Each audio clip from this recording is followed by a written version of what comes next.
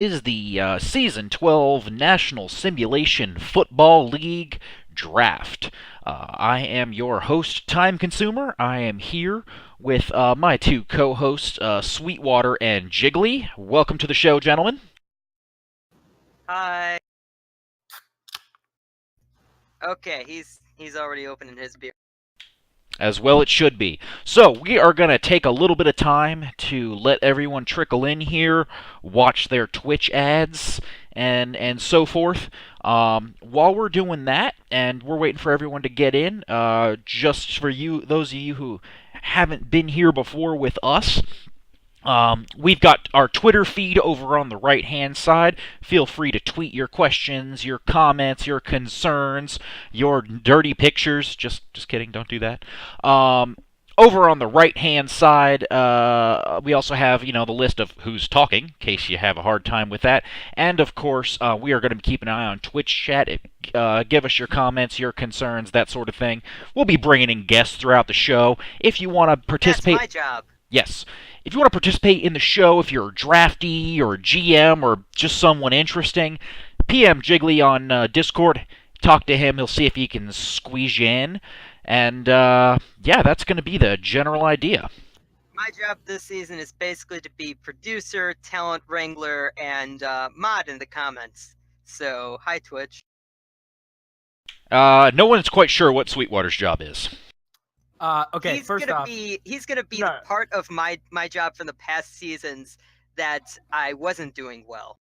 There are 3 people in this draft, all draft experts. We have Time Consumer, who's a lot like Rich Eisen, or someone like him. And then we got Jiggly, who's a lot like Mel Kiper. And then we've got me, who's a lot like the drunk guy who told the Browns to draft Johnny Manziel. All right. Was that Hugh Jackson? No, well, maybe. Drunk homeless guy. I'm not homeless, though. I was thinking that my role is kind of like if you ever watched Nick Gas when that was still around, Mo. Don't know it. We're going to skip ahead here real quick on that. I think everyone knows enough about what we're going to do here. So, gentlemen, give me your brief rundown here in round 1. What have you been seeing in the mock drafts, and what are your expectations on how this is going to go?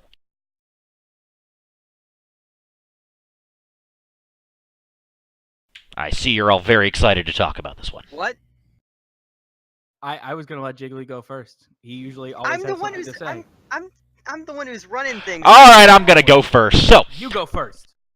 My general thought is, we've got a lot of defensive needs in the league right now. There's a lot of teams that need defensive talent, but you've also got 2 big names at high-powered offensive positions. Those are your 2 top wide receivers in Pig Snout and Bradley Westfield.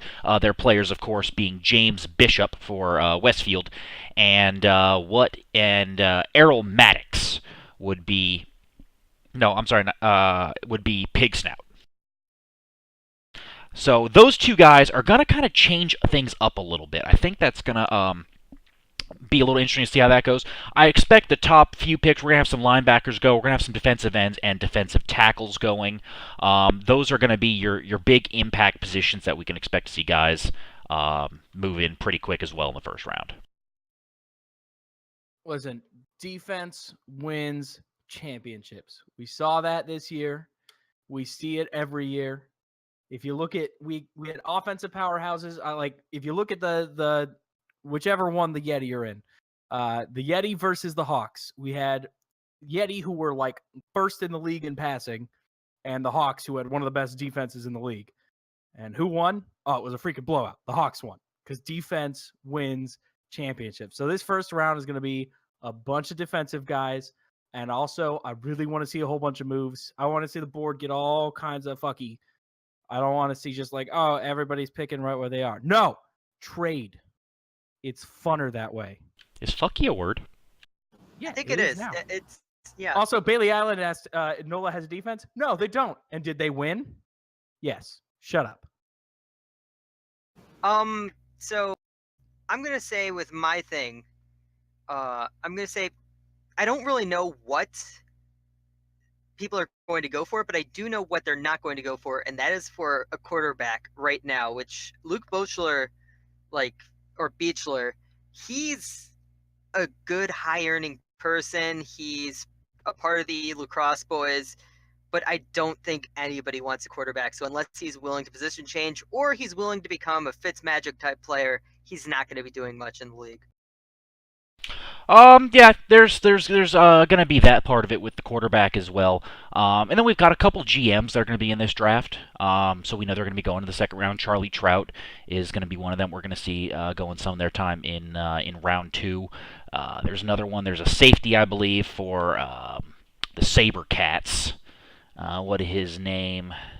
It's Jabril's character, or it's who Jabril was. It's CK Royal's character. Yeah, I just can't think of his name right now. So we'll probably be seeing him go there. It's going to be interesting. There's a lot of wide receivers, a couple of tight ends, a lot of running backs. We got like 6 running backs in this one, and we know that's not exactly a position that's in huge need right now. There's a couple teams that need to replace it, but not a ton. And this is easily the biggest defensive line draft we've seen ever.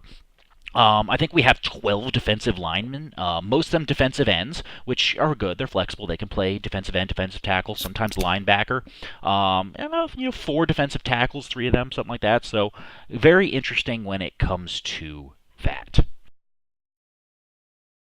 Well, I will say this is arguably the deepest draft we've had since, I'm going to say S2. Not S1. Obviously, S1 had a bajillion people join, but 90% of them disappeared, and we got some guys who stuck around. But S2 had everybody who came in too late to be drafted in S1, but understood how the game worked. We were still getting hyped up. Everybody was still kind of having fun. Not that we aren't now, but it was people getting to know the game and stuff. So people were cranking out the TPE, and there was no DSFL. So we had no idea what anybody was going to do. So it most of the people taken in S2 lasted longer than, honestly, a lot of the people in S1 did if you took averages. Yeah, I think you got a point there. All right, I think we've rambled on for enough for a little bit. Let's get a message from our favorite commissioner, Mr. Dwyer. Oh, God. Ladies and gentlemen, welcome to the 12th annual NSFL Draft. The draft is now about to commence. With the first pick in the draft, the San Jose Sabercats are now on the clock. And there you heard it from the man himself. The Sabercats up on the clock with the number 1 pick. So, again, we've got some big name players in here. We've got guys of high need, and there's a lot of positional scarcity with some of the availability right now of positions.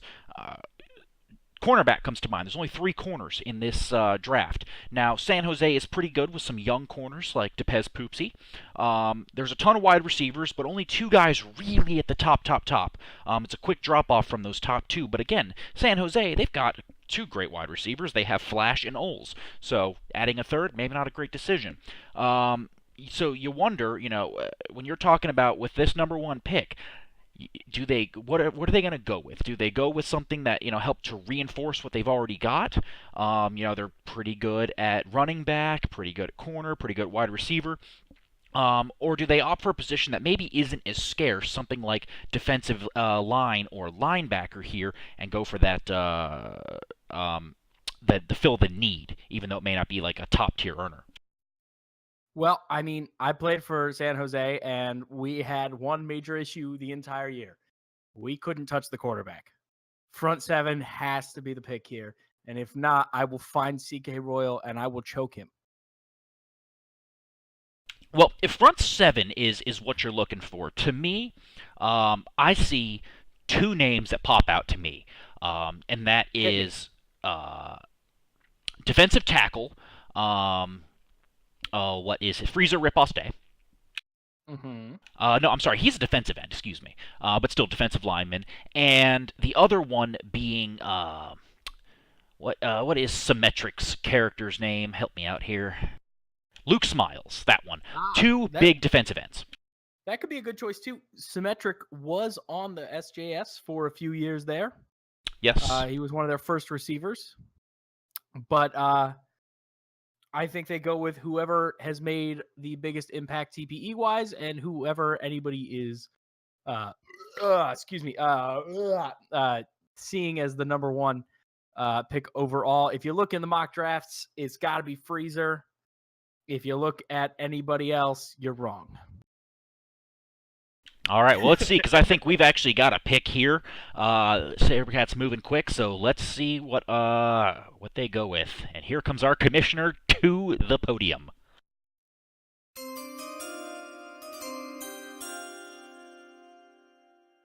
With the first overall pick in the S12 NSFL draft, the San Jose SaberCats select Freezer Riposte, defensive tackle from the Kansas City Coyotes. The Baltimore Hawks are now on the clock.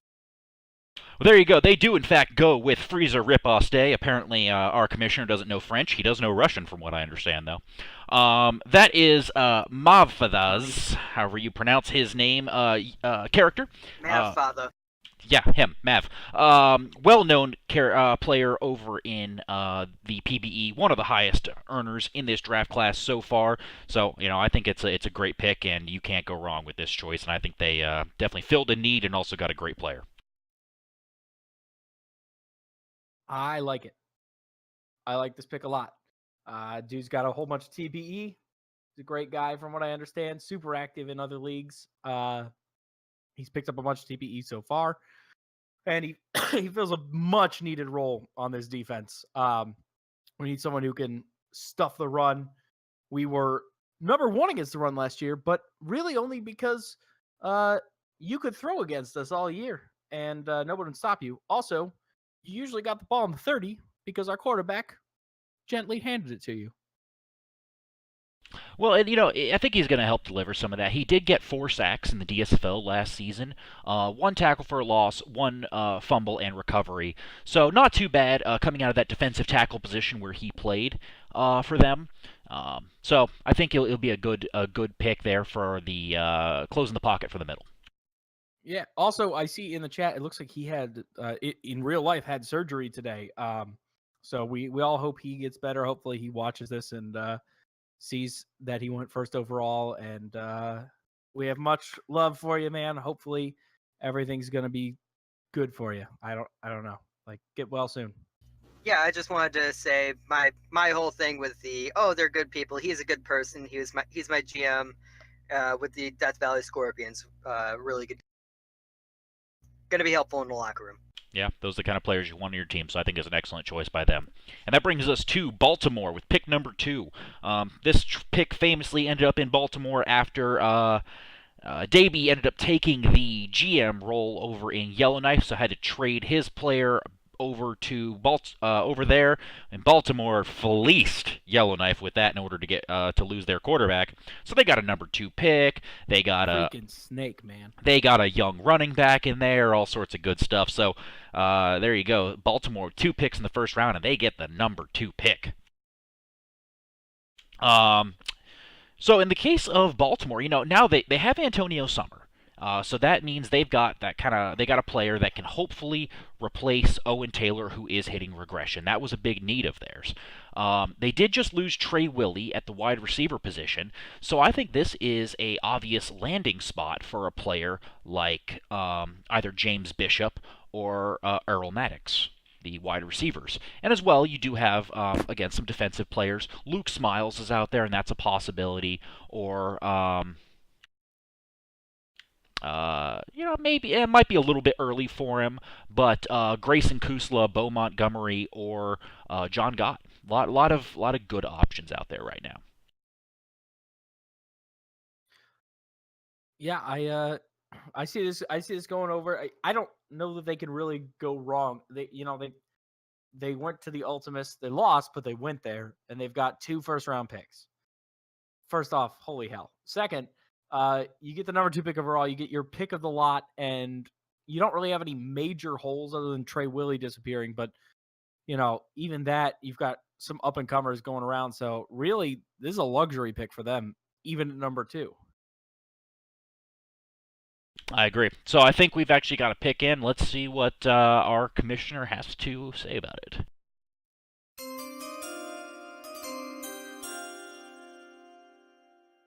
With the second overall pick in the S12 NSFL draft, the Baltimore Hawks select Errol Maddox, wide receiver from the Portland Pythons. The Arizona Outlaws are now on the clock. So there you have it. They did, in fact, go with Errol Maddox, the wide receiver, one of the top TPE earners in this class. Although he is a quiet person, from what I understand, at least overall, I think people have mentioned that he does provide a bit of a locker room presence as well. You couldn't have asked for a much better player, though, in terms of how hard he works and how loyal he is to his team, especially at a high impact position like wide receiver. Seems like a good guy. Seems like a good pick. I'm scared. They're just gonna. Honestly, the Hawks just keep adding to a championship roster. You know, they lose Trey Willie, but they gain this guy. In 3 seasons, he's gonna be right where Trey Willie was. Yeah, exactly. And they didn't really lose much in terms of when their quarterback left. They're able to transfer someone else in that has a pretty good baseline as well. So I think they made a very good pick here, and it is going to be a championship building roster for sure with a move like this. Now, in terms of the Outlaws here at number 3, I think there's a few ways they could go with this as well. Now, we've mentioned James Bishop here, possibly for pick number 3, but this is a team that did just get Trey Willie. I think Buda Browning retired on them, though, and they do have Vigo Squanch. So a bit of an interesting mix of wide receivers they have there. That may not be their most immediate need. This is a team that perhaps could use a bit of defensive talent, particularly in their secondary, I think. Yeah, well, so there's realistically in the NSFL, there are all of 3 different strategies you can take with your secondary. And I've ranted about this before, and I'm going to do it again. So sit the fuck up, motherfuckers. Sorry. I'm not sorry. There's 3 strategies you can take. A, you can play actual cornerbacks at the cornerback position or actual DBs at the DB position. 2, you can draft wide receivers and either A, hope they change, or B, just put them there because apparently Sim doesn't care. And C, neither of the above and just pray. You heard it there, A, 2, and C. A, 2, and C. Pretty much gives you all of it That right there. checks out. Those are 3 different numbers, right? I believe so. Exactly. If you don't know the letter 2. I think that, well, in terms of that, though, I think there actually are going to be some changes that we can expect to come down pretty soon, where that is going to be a little less of a strategy. That would be good to hear, because right now the championship teams, not all of them, but a lot of them, of the ones that went to playoffs, majority of them are just playing wide receivers as 2-way players. And the sim doesn't seem to care if you do that, but I feel like that goes against the spirit of the league. Why even play cornerback if you can just play wide receiver and play a dual role? Look, all I'm saying, Julio Jones could probably be a corner. Julio Jones could be a safety. I don't know if he could be a corner. Yeah, you're probably right. So, I think, yeah, there's a couple of directions that Arizona could go with this one. And this is, I think Arizona's in one of the spots right now. You just got to take best player available here. Don't try and fill any particular need. You've got a good team. You've got the basic pieces on your roster to make a deep playoff run. Just pick the best player out there. There's not like 1 or 2 things that are really going to make a difference in terms of like, this 250 TP active or this one. That's just my opinion.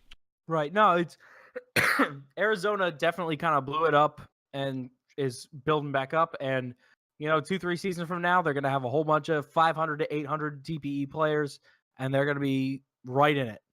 I agree. And all right. Well, I think we've actually got their pick. So right, let's see what we've got.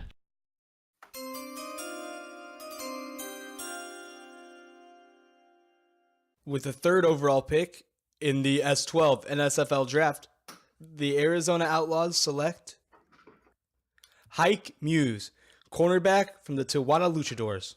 The Philadelphia Liberty are now on the clock. All right, there you have it. They actually go with the secondary player, cornerback Hike Muse from Tijuana, the man-to-man corner led by Jaskins 811. Hey, it's a really good pick if they if we are going to see the rule changes that we think we're going to see, you're going to need CBs, and dude's been packing in the TPE, did very well in the DSFL, and here we go. Good choice. I don't necessarily think this was best player available. I think there were one or two better players out there, but obviously they saw something in Muse that they liked a lot, and they decided that they wanted to go out there and get him. And I respect that. If you think that this guy is going to be the guy for your team, go out there and get him. Pay what you got to pay. And pick him up high if you have to. He's a fast player. He's already got 84 speed, which is good. Means he has potential to start immediately somewhere in the secondary, usually somewhere like safety, and potentially be starting corner by next season. Right. And honestly, CBs. So there's an interesting thing. If you go to look at, I like to follow the actual NFL draft a whole bunch, and everybody always talks on draft day. Oh, this was a reach. Oh, this was a steal. No one was a reach or a steal. At some point, every GM has their own draft board, and for whatever reason, Hike Muse, goddamn, why do you people do that to me? It's terrible. Hike Muse was seen by the Arizona Outlaws as their top draft pick, assuming they didn't want Riposte or Matt. He could have been number one. They could have thought, if we pick number one overall, we want this guy. He fits something in their scheme. They obviously they probably had a good chat. It's just one of those things where it's just, everything worked out. It wasn't a reach because they didn't believe he was a reach. There you go. And now we got... He was their best available. Yeah. Now we got Philly up there at pick number 4. So Philadelphia, also a team they're young. They're a very young team. But... their defense was really hold on good. 1 second. Holding. I hate to interrupt you in the middle of this. Yeah. It looks like Dermot Vell just retired. Oh. Like right now. Like right the hell now. It just popped up in the Twitter. Yeah, I guess he just retired. So, I mean, congrats to you, Dermot. Mazel tov. I won't believe it until I see it in the player retirement thread. That's fair. Simple as that. I see a link there. No, that's just that. I'm looking at it. It's not in there yet. If that's the case, by all means, hell of a career. I will be monitoring the situation very closely. So apparently Dermot Lavelle didn't stop. Fuck you, Dermot. You made me say that for nothing. Ha, got him. Eat my balls. I'm drinking more beer. Well, thanks for throwing us off, Dermot. Anyways, we've got Philadelphia up here at pick number 4. This was a team that had a fantastic pass defense last year. They were young, but they got a lot of picks, a lot of pass defenses. This was a really good defense, which is scary. They've got a lot of good offensive pieces, all very young. This is an extremely young team that's all growing together. They were one game away from the playoffs last season, and very likely could make them this season. So yeah, they had a rookie or a sophomore, quarterback who's really coming up and who is known because their quarterback is what's her name? The graphics girl. Oh, that's NG, Adriana Falcone. Yes, Enigmatic. Enigmatic. Thank you. You're welcome. So Enigmatic is their quarterback. Obviously, she's active as hell. Great option for them, and she's just going to keep progressing and progressing and progressing. So the quarterback situation is set. It's a team with a lot of talent around it. Even though I don't like them, I see them going on here. I think they start challenging the Yeti for that second playoff spot, and we start to see some Philadelphia versus Hawks playoffs. So what I'm thinking, this is they're pretty good in the secondary. So one of the top secondary guys on my personal board right now is Axel Hornbacher. So I don't think they go with him, the safety. I think they're really good at safety already, and they can afford to pass on that one. They could probably use a running back upgrade. Philadelphia's running back, I think the jury's still out on him. But so it's tough to decide. I think they might go with a linebacker, some good linebackers, or another defensive lineman. There are a couple good defensive linemen still on the board. Luke Smiles is one that comes to mind. Sam Garrett, although there are some questions about his work ethic. And of course, James Bishop is still on the board. Yeah, everybody's saying he's the number 1 overall, but apparently he's not. I mean, it's Westfield. We know he knows how to make a receiver. He's got a ton of TBE. Apparently, receiver is not as big of a need as teams would think. I don't know. Yep. Well, let's see, because we've got our pick in, so let's see what we've got.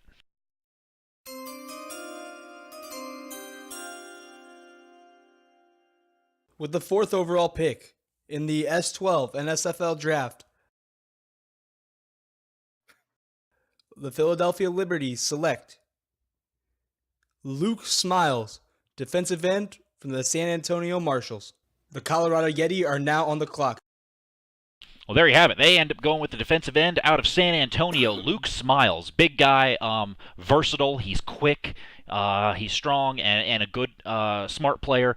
Didn't do fantastic in getting rushing the passer last season, but did a really good job in stopping the run. Was really great as a run stopper on a team that had a ton of defensive line talent. Was able to find some success. I think it's a great choice by Philadelphia, and will help fill a need for them. You need an edge setter. You got 2 defensive ends. One sets the edge, one rushes the QB. Not always, but using that is how you control the run and control the pass. You corral the quarterback one way so your other guy can catch him up. You corral the running back one way so your defense can gobble him up. Anything you do, you're going to need that one guy who can just say, nobody gets past me. Yeah, I think you nailed it. Yeah. Also, quick shout out to Evok. Hi, I'm the one talking on stream. I'm the drunk asshole. You didn't know it was me, but it is.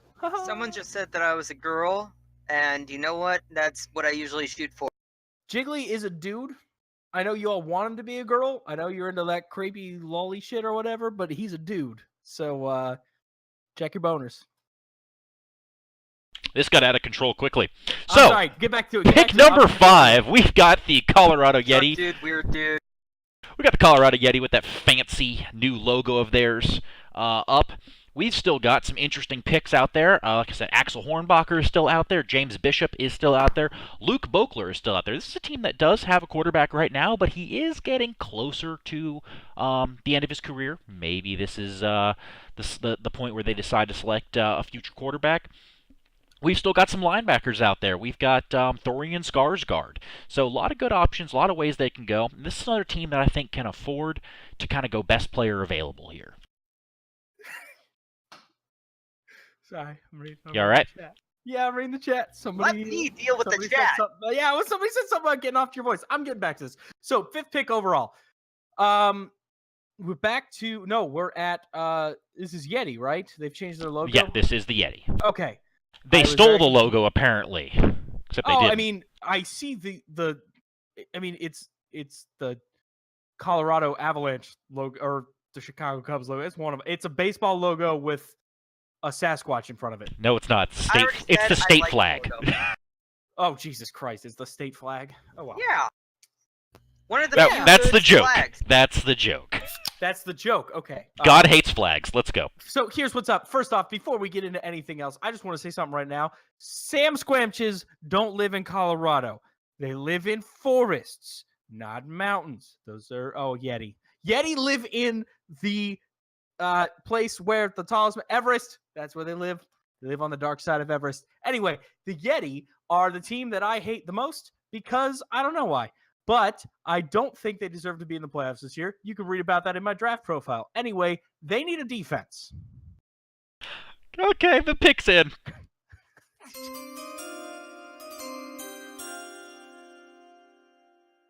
With the 5th overall pick in the S12 NSFL draft, the Colorado Yeti select James Bishop, wide receiver from the San Antonio Marshals. The Orange County Otters are now on the clock. All right, after that interesting tirade, there we go. James Bishop is off the board. 231 TPE speed receiver for San Antonio. Ended up with 743 yards on 53 receptions for 4 touchdowns in the DSFL. I think this is a hell of a steal at pick number 5 for Colorado. Wide receiver is a big impact position. You've got Howard Miller. Now you've got arguably a guy that could easily be one of the best in the league for many seasons to come. You've got a good quarterback. Yet you're going to be scary in a couple seasons, I think. I mean, we saw he was listed as what, first overall for so long. He's gotten a whole bunch of TBE real fast. It's Westfield. We know he knows how to make a wide receiver. He's doing what he does best. We know he's going to be around for a while.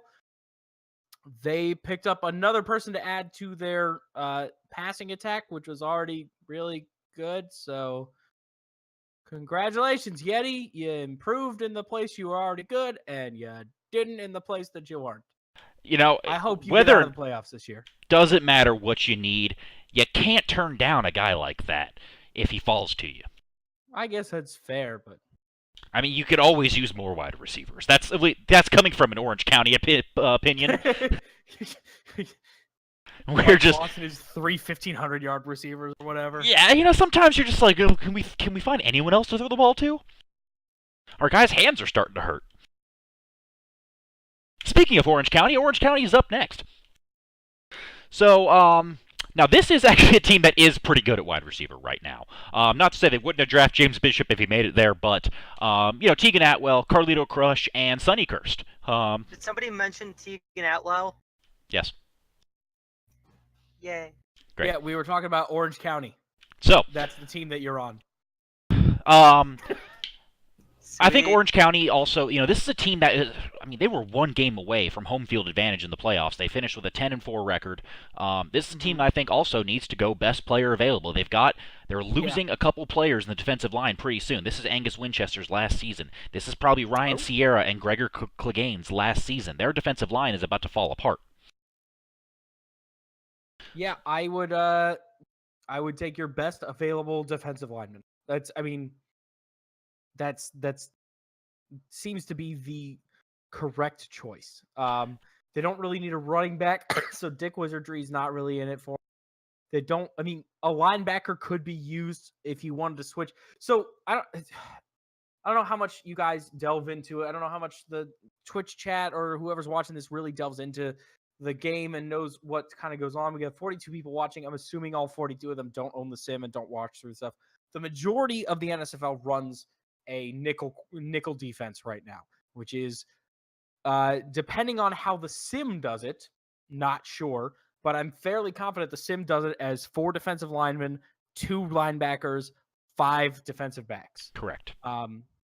Which means that you need a defensive line way more than you need linebackers, even though linebackers are super good in this sim, like really, really freaking good. So if you're going to switch it up and go to a 3-4, where you can grab a high linebacker who we haven't seen a linebacker come off the board yet, and there's some really, really good linebackers still in this draft and some first-round talent at linebacker. Unless you're willing to make that jump and take the leap away, I know the Orange County Honors run a nickel. If they're willing to make that jump and hope their secondary can hold up better with a much more aggressive front 7, take a linebacker here. But if not, you're going to need a D-line guy because otherwise you're not going to be running it. That's true, unless they draft a linebacker in hopes that he's going to put on 40 pounds and put his hand on the dirt and go be a defensive lineman. Always an option. I did it. Yeah. All right, let's see. We've got a pick in for Orange County.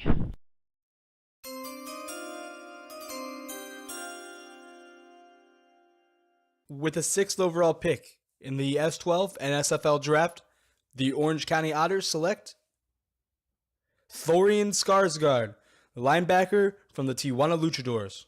The Baltimore Hawks are now on the clock.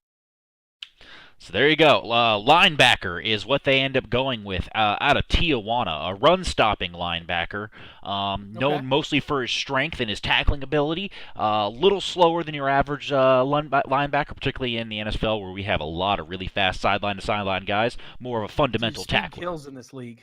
Yeah, so he's more of a fundamental tackler, which, you know, you can succeed in a lot of different ways if your GMs and coaches know how to use you right. I don't know if this is the best pick for them, but I don't think it's the worst. From what I can tell, and I'm looking for the stats from last year. They're on the screen. Not his stats. Oh.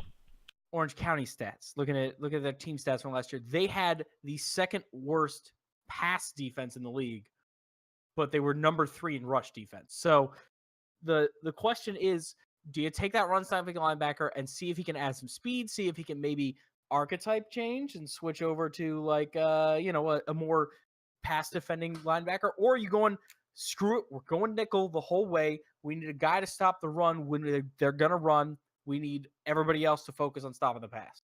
Or do you see if he can get fat and get in the middle? That's true.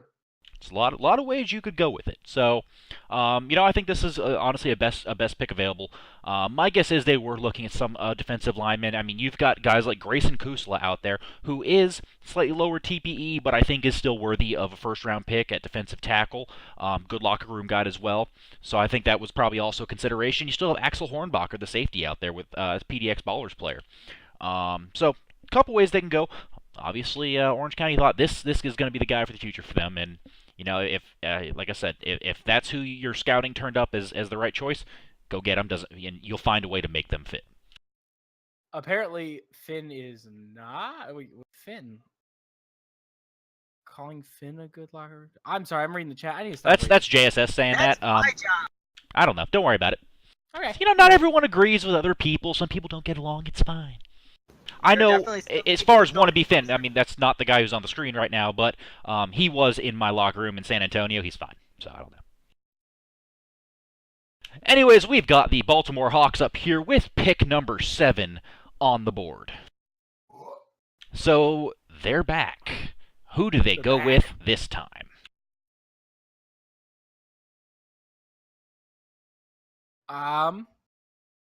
What?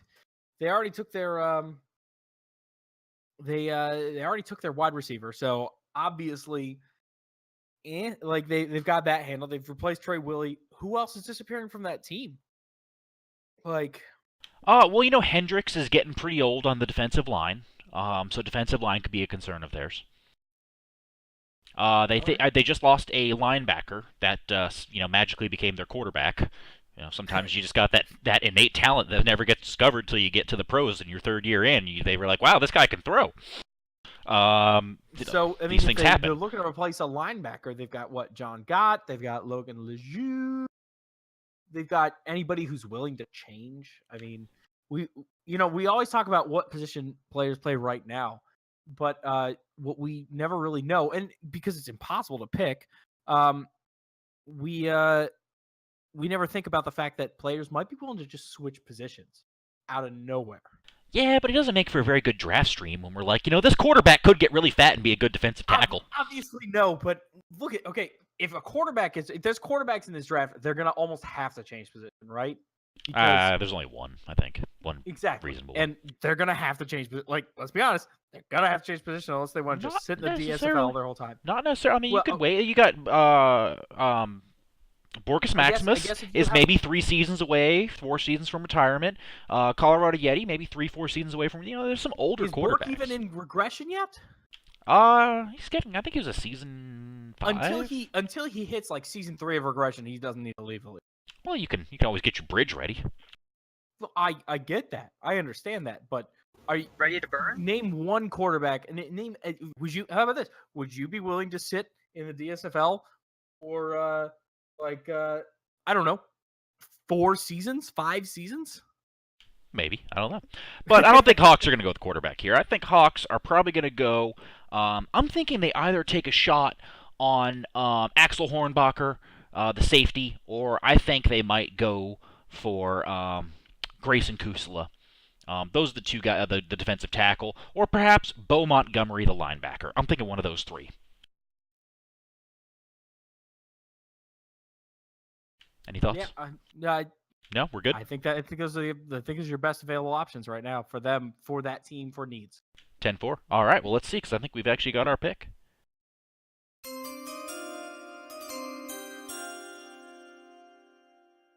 With the 7th overall pick in the S12 NSFL draft, the Baltimore Hawks select Grayson Kusala, defensive end from the San Antonio Marshals. The New Orleans second line is now on the clock. All right, there you go. Grayson Kusala, the defensive end. I kept calling him a defensive tackle. He is a defensive end, excuse me. From San Antonio is now off the board. While he was a slightly lower TPE amount, than some of the a couple other players on the board here in the late first round. At least my experience with him in San Antonio was a good player, versatile player. He actually played defensive tackle, defensive end, and linebacker all in one season. All right. Just one of those useful players. So I think I think Baltimore saw that and figured, this is a player that they could use in a lot of different ways, someone that they want to have in the locker room, and they've already got a really good pick with their wide receiver in the first round, and take a nice safe pick with defensive end in a need position. I like it. I think it's a good choice by them. Yeah, it addresses what they need, and they've got it. They just keep building that championship roster. I do want to do a quick address here. The Tijuana Luchadors tweeted at me that they disagree. They said the DSFL is great. I didn't say the DSFL was bad. I just said the DSFL has a cap on TPE. So obviously, if you're going to sit in there, you're just going to kind of hover at a top TPE for a while if you have to sit in the DSFL. Not saying it's bad. You can go and you can wreck shit. Have fun winning over and over and over again. I'm fine with that if somebody wants to do that. On the flip of that, somebody else said that you can't sit for 5 seasons. You absolutely can. Just nobody would want to. That's all I'm saying. No, there's a limit. There's a limit to how long. There's a limit to be in the DSFL? 4 seasons. Is there a limit to how many seasons you can sit on the bench in the NSFL? No, you can sit on the bench your entire career. There we go. That's all I was saying. I didn't say that sit. That's all I'm saying. You guys, all right? All right. I'm done. I'm done with my rant. Cool. We're good. We've got New Orleans second line on the clock here. Pick number 8, last pick of the round. I gotta say, this is one where I'm actually a little confused, and I just think there's so many different ways you can go with it. This is a very good team that's got a lot of good pieces. I think the talent has had a pretty significant drop off in the first round. Really, I'm going to say after pick 5. Not that there's anything wrong with Thorian Skarsgård and Chris Klusa. They're great guys, but I think the gap between pick 5 and pick 6 and 7 is pretty large. And same thing with here in pick 8. There's your top tier talent, your elite, couple, 3-4 guys aren't there. So this is a team that also doesn't have a second or a third round pick. They're not picking again until round 4. So it's going to be interesting to see what New Orleans does with this one. Well, if they're going to be trying, since I'm assuming Sweetwater hasn't gotten back yet, if they're going to be trying to pull off this sort of soft rebuild, they're going to need to get someone very important with this or trade for it. I'm thinking New Orleans needs to take a risk here on someone that has high ceiling, but potentially could burn you as well. And that's the reason why some of these players fall. I'm thinking this is a spot for Axel Hornbacher. The reason why he's falling, everyone loves the player, but this is a player that there is some concern that he could leave in free agency. He's going to be a top-tier earner. He's going to be a good locker room guy, but there's concerns that he's just going to leave you in free agency, or he's going to cost you a lot of money. So I think that's why he actually fell to this spot. But I think this is a good landing spot for him. This is a team that does need to rebuild a little bit on their secondary, and he's a really good option for that. That's my thought here at pick number 8.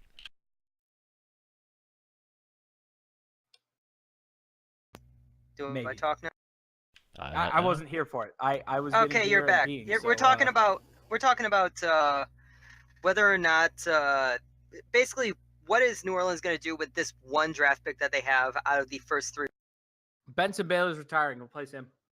So okay, well there you go. So he agrees on the defensive back. Now the other thing I'm going to mention, where there's this is an opportunity for some running back action. They've got Smallwood. He's retiring. I'm not sure. I'm not sure if they've got their kind of running back in the wings that have been sitting in the DSFL for a while or not. I don't recall if they do.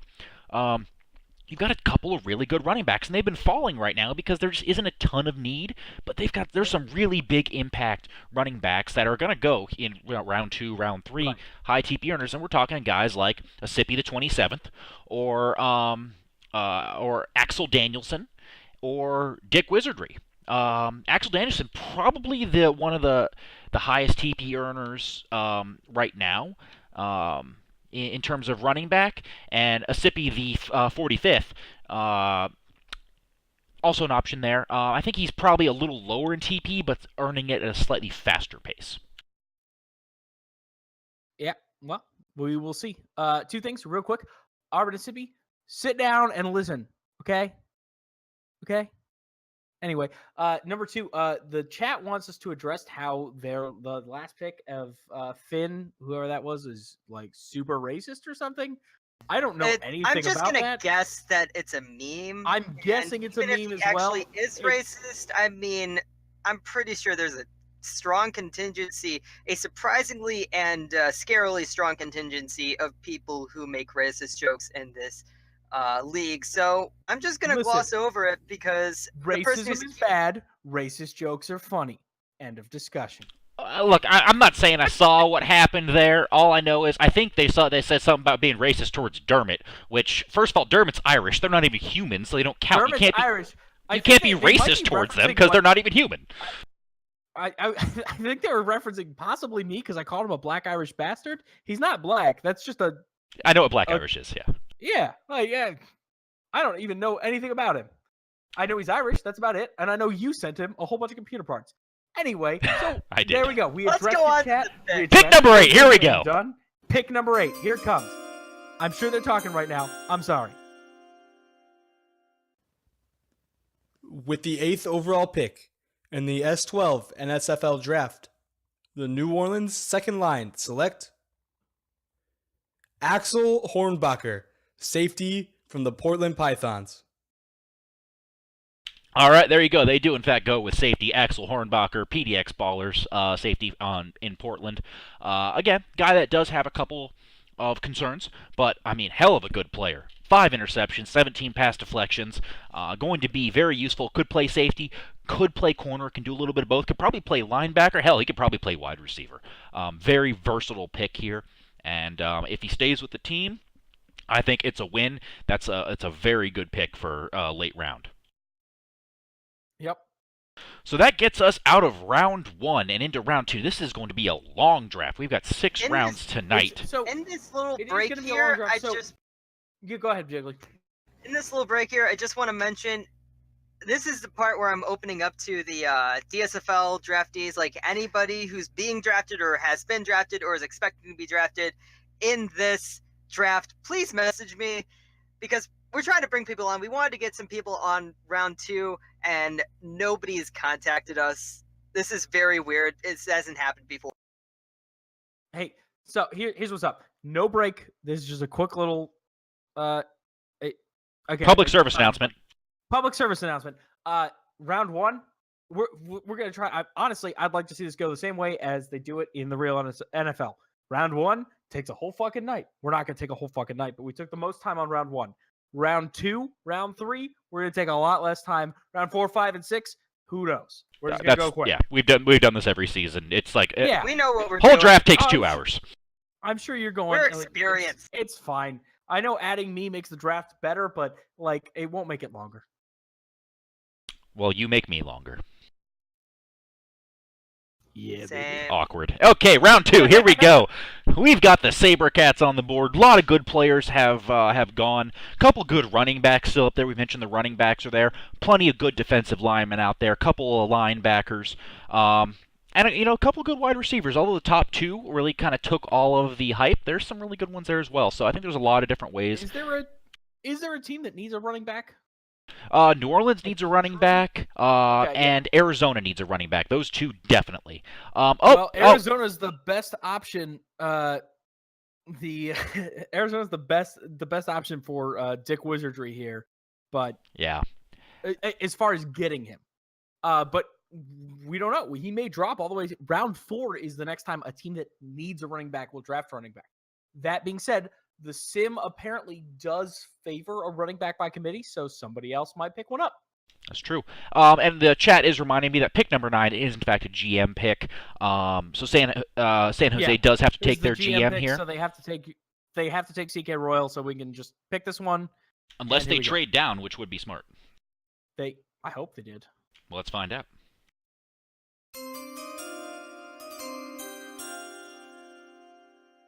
And they did not. They, in fact, get Trey Staley with pick number 9. So while they could have perhaps traded with the Otters or the Yeti or someone else that wasn't forced to take a player, their GM player here, well, such is life. But Yeah. good thing for for San Jose, they get a great safety. So always a good position, someone that can play a lot of different positions. They can play defensive back, they can play linebacker, a lot of good places. At the end of the day, everybody played San Jose. Looks like Secret Royal said the draft was too deep, and they tried to trade, but nobody wanted to do it. So on to the next pick. 10-4. So next up, we have the Yellowknife Rays. Rays, of course, this is their new GM, Davey. Did not have And their this is first pick. Yeah, first pick of the draft for them. So who do they go with? Who's their number one on their draft board for who they think they're going to get? Well, they did just lose a running back with Antonio Summer. They still have Thomas Carrasco. That is Samey's running back as well. Yeah, and Carrasco did decently, honestly. I think he's a good running back. So I don't think they need a running back. But, I mean, this is a team that has shown in the past they're not afraid to have 2 or 3 running backs at once. So I think this could be a potential good landing spot for Axel Danielson. Okay. The other option is, there's some other good defense. There's Sam Garrett, the defensive tackle. There are some questions about his work ethic, but undoubtedly he's got good TPE. And no Arbanisipi the third.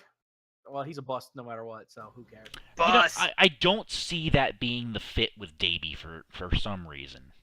Oh yeah, I didn't think about that part. Not that I've seen bad blood between the two in the past. I just don't see it. No, but they're both annoying in their own way, and two of them are just Let's see. We've got a pick in. If here. I'm in that locker room, kill me. I don't care that you have more rings than me, Sippy. You're still a little douche. Well, they do in fact go with a running back, but it's not any of the ones we talked about. They go with Dick Wizardry. Yeah. God, I love that name. Dick Wizardry, Adam S. Best player, in my opinion. I will say I love the all-purpose running backs, and I think actually Asipi's the all-purpose running back as well. I think it's one of my personal favorite archetypes. They can be used as running backs. They can be used as wide receivers or tight ends in a pinch. Very versatile players. Did a great job in the DSFL, 700 yards, average 4.9 yards per carry, 7 touchdowns. And again, this is a team that's not afraid to have a lot of running backs on the roster, and they're good at getting them all work. So, overall, I like the pick.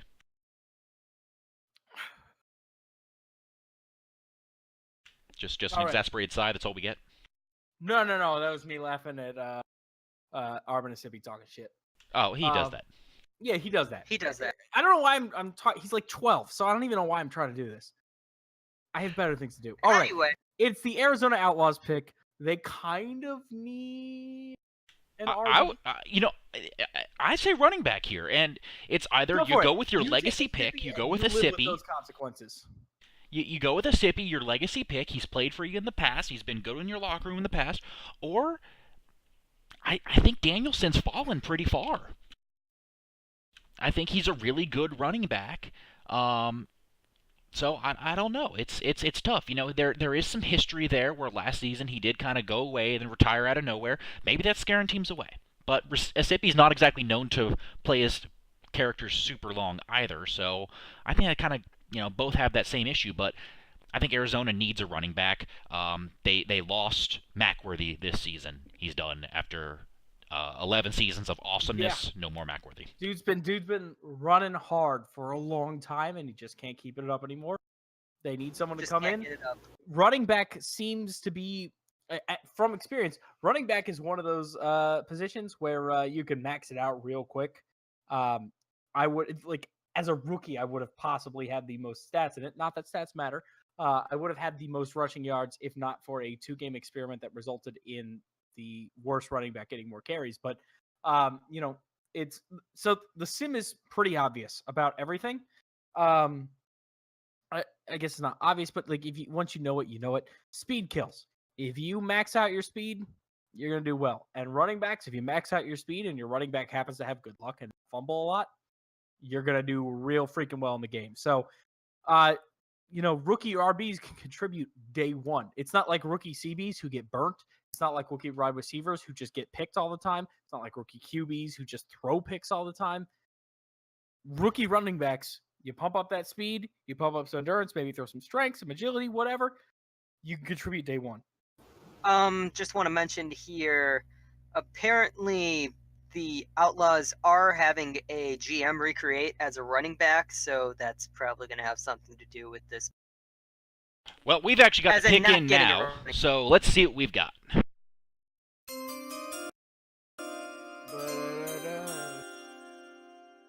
And Arvinasipi is, in fact, the choice from the guy who just set the DSFL record for most rushing yards in a season with 1,817, 14 touchdowns, was 1 yard away from the touchdown record as well.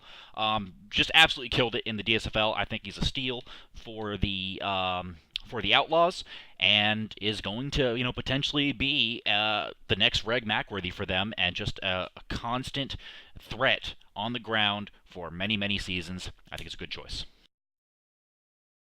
Yeah. I mean, in terms of position needs, I think it's a good choice. In terms of the player himself, the person behind the player, I'm sorry. So now, interestingly enough, we've got 3 picks in a row by the Yeti here. One was what the hell? One was previously, I think, the Orange County Otters. They traded it away for a couple of defensive players last season. One of them, pick number 13, is their own. Pick number 12 was from Philadelphia. I don't remember what they received for that. So, 1, 2, 3, right here in a row. They did just take a wide receiver. Kind of went best player available there. I think they got a great steal. All right, now they need some defense. So what do they go? Do they go DTDELB? Like, I feel like that's their best option right now. I think they need a running back. I think at this point, Axel Danielson needs to come off the board. They've been, running, what's his name, Mark Grau. Oh yeah, Grau's been around for a while. Grau's been around since season 1, hasn't he? Maybe not. I don't fucking know. No, he was like season 7 or something. Was he really? Yeah, you're not even close. No, he had to have been. I remember him from. No. Yes, I do. No. No. Okay. Yeah. No. Hate you. Now they do have Cancino, another rookie of theirs, and he did from very last well. season. Yeah, but it's tough. Those rookies, they can disappear on you pretty quick. You never know. That's true. And yeah, chat is confirming Mark Grau was season 7. Well, fine. And then you've got you've got some good linebackers in there as well. You've got a quarterback, Luke Boekler. Why not take a chance? I mean, they got an older quarterback. Maybe you take a chance here, pick 12, 13, 14, and see if he's going to be your future guy. I think they can afford to take some risks. But let's see. We've got pick 12 in now.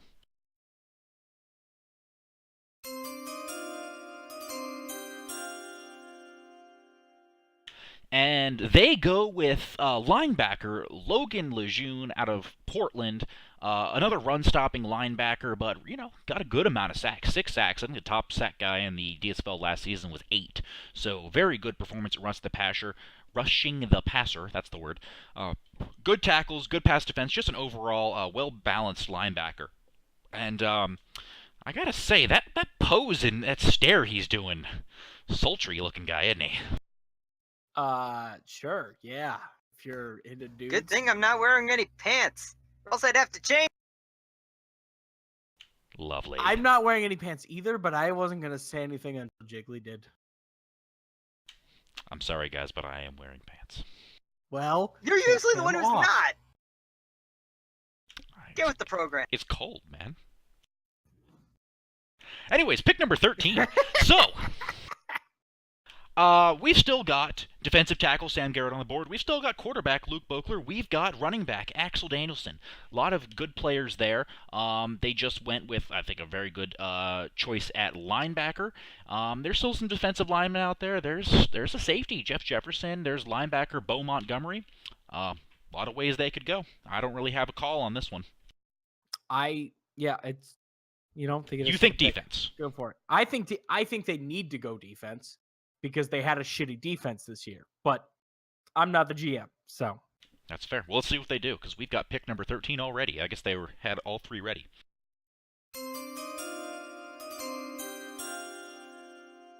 And there you go. They do actually take a second linebacker in a row with Bo Montgomery, Marshall's linebacker. Last season was very close to one of the top guys in terms of tackles, forced a lot of fumbles, got a couple sacks, was pretty good in pass coverage. Very fast linebacker. I think if you can employ him as a pass rusher on the outside, Will linebacker or Sam linebacker, something like that, you're going to get good performance out of him. But he could also play the mic and go sideline to sideline and keep the running game under control. So I think you got a lot of good options here with a guy like Bo Montgomery. Good locker room guy. I was shared a locker room with him in Orange County for a while, so I think it's a very good pick by them. I'm cool with that one. I don't have a ton to say about it. Oh, that's fair.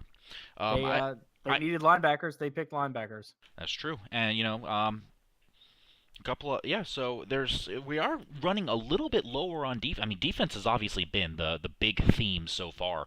We've only had 3 offensive players go so far, 2 being arguably 2 of the best players in the draft, with Maddox and Kusla, and running back Dick Wizardry not too far behind them. So everyone's really been focusing hard on defense, which I can understand. So I wonder at this point, do you maybe take a risk as Colorado and go with, there are some concerns about Sam Garrett, the defensive tackle, that, kind of there's not a high ceiling there. But you got to wonder, do you take him and hope that you get a lot more out of him, kind of go on a project? Right. I think that might work for Colorado in this situation. Other than that, I still think there's a good chance at running back out there to get Axel Danielson. Hey. But let's see with pick number 14.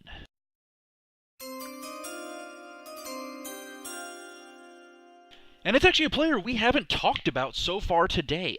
Another wide receiver, Rylant Wright, from Kansas City. Speed receiver. This is Rain Delay's player, who we previously know as Bailey Cook, formerly of the Yellowknife Raids, is back. Interesting Bailey choice Cook had here. been all around, too. Had he? Okay. Maybe, I don't know. Maybe it was on TT. Yeah, I think he was on San Jose. Yeah, I was gonna say, I remember him being one of the He was on first San 2 Jose wide really receivers early San on. Jose had. Yeah. He was an S1, and then we traded him for something. Yeah, okay, I remember that now. So they've actually picked 2 wide receivers this year. They've already got Howard Miller. I think Dwayne Aaron did retire though, so I could see them. Sorry, I didn't mean to interrupt you. Bastard. I know, I'm terrible. The question. Don't interrupt people. Oh my god, I don't care. So my question becomes: do you think one of these wide receivers transitions to cornerback with new rules looming? That's a tough one. I just especially with a speed, because they've taken 2 speed receivers. Now, speed receivers are arguably the best ones in the league because they can get up to the highest speed, which lets them beat CBs. But that also means they can translate to like a man-to-man corner easier because their stats translate almost 1-to-1. it's a potential. I don't think James Bishop is going to be that guy. Who does it? I think there's a chance maybe one of your linebackers does, or maybe this guy Rylant Wright will. I don't know about that. That's a tough decision, I think, for draftees. You just get drafted. You're on a new team. Sure. You want to make your new team happy. Maybe they're pressuring you into change. Do you want to hold your ground and not do it, or it's got to be a tough position for a rookie. Looking at it, the Colorado Yeti had the worst defense in the league.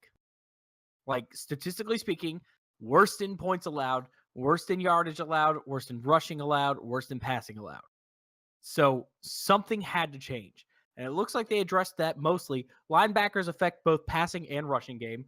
And also that a wide receiver switching to cornerback or safety, either one of those, switching to some kind of defensive back, be a nice flip for them where they could turn that easily into a defensive back who can start working and start getting that defense up, because God knows they need it. If they could do that, yeah, I think that's a potential. But even if he stays wide receiver, sometimes the best defense is just making sure you still have the ball and you can sustain long drives and score at the end of all of them. So it's always an option as well. I trust the GM. I think they got some good GMs over in Colorado. But they've got right now they've drafted 2 wide receivers on top of their 2 wide receivers. One. Dwayne Aaron retired. Yeah, I guess that's fair. I forgot he retired. No So worries. Now, we've got Baltimore actually up on the clock next. Baltimore, Okay. who had 2 picks in the first round, went with wide receiver Errol Maddox. Fantastic choice. Yep. Defensive end Grayson Kusla, also a great choice. Here at pick number 15, do they have a GM pick here? I'm trying to remember. I don't remember, honestly. GM pick. Colby says GM pick. So It GM is a pick. Let's GM go. pick. Okay, that's what I was wondering. I think, I'm pretty sure Manic Mav. No, I'm sorry, not Manic Mav. Slim No, recreated. it's Slim. Charlie Slim. Trout. Yeah, It's Charlie Slim. Trout. We can just move on. There you go. Trout. Yep, Trout. Cool, All right. move on. Next. That's an easy So there one. you go. Charlie Trout for Portland Pythons. Fantastic performance in the DSFL this season. The guy was just everywhere. I think he ended up as being number 1 or number 2 in tackles. Hey, He was what? so what I'm hearing is GM player performs well. So more at 11. Led the league I don't in believe you. sacks. Where are your sources? The guy killed it. He killed it. Even for a GM player, he was a rookie. This was not a send down, and he was easily So- defensive player of the year, in my opinion. I in the don't DSFL. I don't use tackles as a metric to measure people because especially on the linebacker, because they're going to get 100 plus tackles every year if they're halfway decent. He got 150. I understand that. I'm saying if any linebacker is halfway decent, they're going to get 100. He's 196 TPE. You're going to tell me that his 150 tackles, his 196 TPE and his 150 tackles made him better than a linebacker who had 200 plus TPE? All right, so I'm we've just got saying- we got the most sacks in the league, the 3rd most tackles, and Okay, that's fine. 4 turnovers. 4 turnovers is big. Turnovers are a fluke stat. They're not a measurement by which to use for. Shut up. So what's this You know guy what I need to mean. do to make you happy? What's he got to have? Nothing. He can't ever make me happy. 5 touchdowns. Sweetwater. Touchdowns are a fluke. Touchdowns are a fluke. Pass defenses are not a fluke. Forced fumbles are a fluke. Interceptions are a fluke. Everything's a fluke. All right. Well, speaking of flukes, Orange County back on the clock here with pick number 17. God, it's a tough one, and fact is, I knew who they drafted, and I'm already forgetting. Not that it matters that I knew, but Orange County, kind of similar deal. They went best player available, obviously, with pick number 6. This is something Orange County's always done in the past. They don't really draft for need. They draft with who they think is the best player on the board. So pick number 16, I expect kind of going to go with the same thing here and pick someone who either they think is the best player available, or they might play it safe here and just pick someone that they think is going to help make an immediate impact for what they think is their playoff window this season.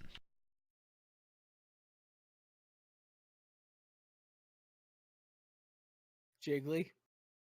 Awkward silence. This is I'm good. What? tweeting right now. I was hoping Jiggly could provide some kind of.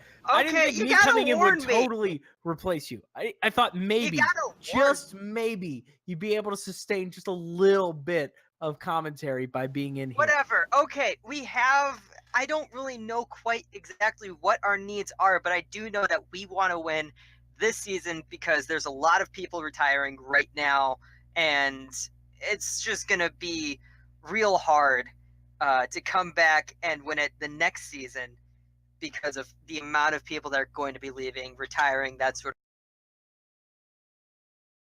of. So I think there's a lot of ways they could go with it. They could go. Axel Danielson again is still on the board, easily the top TP player on the board at this point at running back. They've still got. Who else was I thinking of that is still up there that is evading me at the moment? Oh god, this is embarrassing. Roman Siskowski. Schrodog, the tight end, is still available. Another high TP player, good position to have. There's a couple other running wide receivers out there that we haven't talked about much. Obviously, Orange Tight County. end is an underrated position in the NSFL. I agree. I would say it's so we've got tight end is one of those ones that it doesn't get all the glamour stats, but in some cases it acts like an extra offensive, obviously like in the real NFL, it acts like an extra offensive lineman so they can rack up some pancakes. You can use it, you can check them in as a fullback in some plays and they do decently well. Plus, depending on the scheme you're running, your quarterback will frequently check it down to a tight end before they'll do anything else. Now, mind you, Orange County does have a fullback that they use between fullback and linebacker, and tight end, I'm sorry. I also want to Yes, mention I that understand Speculador did say, I will never draft a player that makes sense. Well, there you go. I hate everybody. Speaking of, he drafted. Ooh. So, they actually go with another wide receiver, Tommy Helen. And when I say another, I mean they picked one in round 1 last season. So speed receiver out of Kansas City, user is Stamkos fan. Lower T, only 126 TP, so significantly lower than some of the other choices out there right now. But this, Orange County has been the kind of team that sometimes will make odd decisions that other teams don't get. Can't really argue with success, though, sometimes. And they've always loved passing the ball a lot. So, hey, why not another wide receiver? Yeah, it's really interesting. I feel like it's because they're losing quite a few wide receivers almost for no reason. I mean, there was my season-long sabbatical that was barely effective on the team. And then Carlito Crush, I don't know what he's doing. But both Atwell and Crush are going to be retiring soon. So that's something that they've got to plan for, and it looks like they are planning for with this pick. I agree. Now, we don't know when they're retiring, but they are starting to hit regression. So there's that aspect of it. But, it's also a team that knows how to use lots of wide receivers together. Arguably, could they have gone with the tight end, Stutkowski, who had a little bit more TPE? Sure. That definitely could have been an option. He is a blocking tight end, so as a less running team, more of a receiving or passing team, maybe they thought that wasn't exactly a choice for them.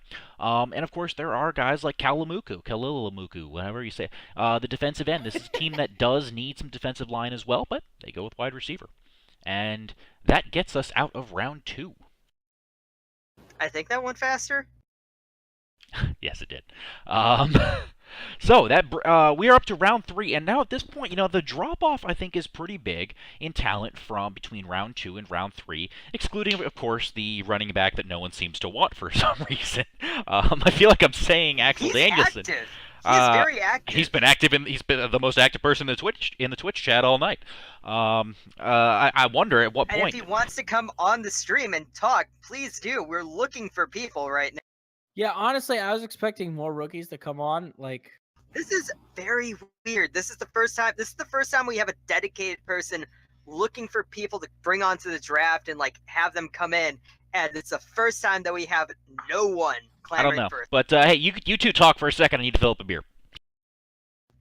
Okay, so up next, I can't control this stream right now. Oh yeah, we can't control we have the the stream. Sabercats. Yeah, Sabercats Yeah, are up we're next. just gonna stay here until he's fine. back. So the Sabercats need to draft somebody who is reliable, who's on defense. We really need a linebacker.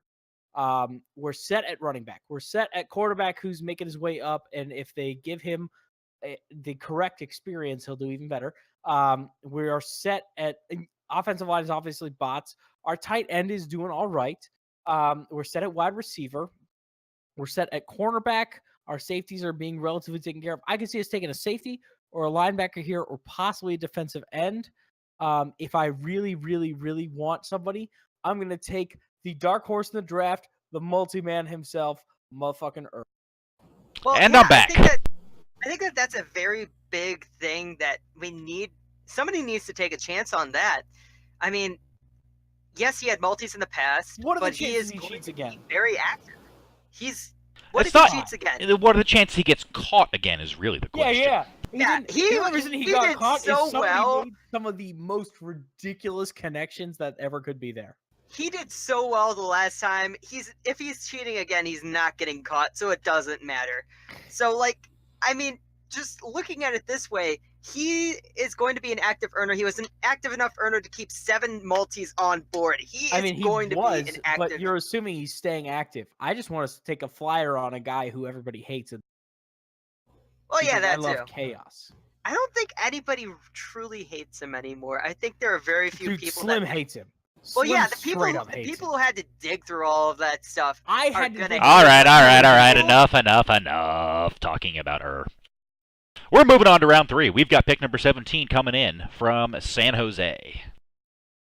He was my pick for San Jose, so that's why we were talking about Oh, well, guess what? He just got picked.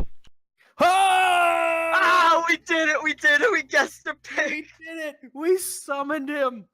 It's a I little just wanna shocking say- that 100 TPE, 104 TPE tight end goes before the 150 TPE tight end of Roman Stetkowski. You got to kind of wonder about that. Two things you have to look into. Number one, and Muford, aka Depez Poopsie, are best fucking friends. Number two, he may have intentionally tanked his draft stock. I don't honestly know. That seems like something he would do. I mean, he was a late create. He was a late create, but I feel like he would intentionally tank his drink stock. Also, you have to imagine teams aren't really willing to take a chance on it. Yeah, some teams. He had a ton more TB. He hasn't claimed it yet. He's got like 50 in the bank. Hey, there you go. Pretty good. All right, pick number 18. That brings us to Yellowknife. We've been mentioning the name plenty of times. This is a team that obviously likes lots of running backs. Does Danielson finally go here to Yellowknife? It wasn't a rhetorical question. It's an actual question. Where's Luke Butchler? The quarterback? Oh, I didn't realize what he played. He's a quarterback. I mean, no one's taking him unless he's willing to switch places. That's always an option. Don't they get a free swap possibly sometimes? Yeah, Yeah. quarterbacks. I think quarterbacks get a free switch. I don't know, but either way, I mean, if he hasn't been picked so far, that tells me that he hasn't told anyone that he's willing to switch.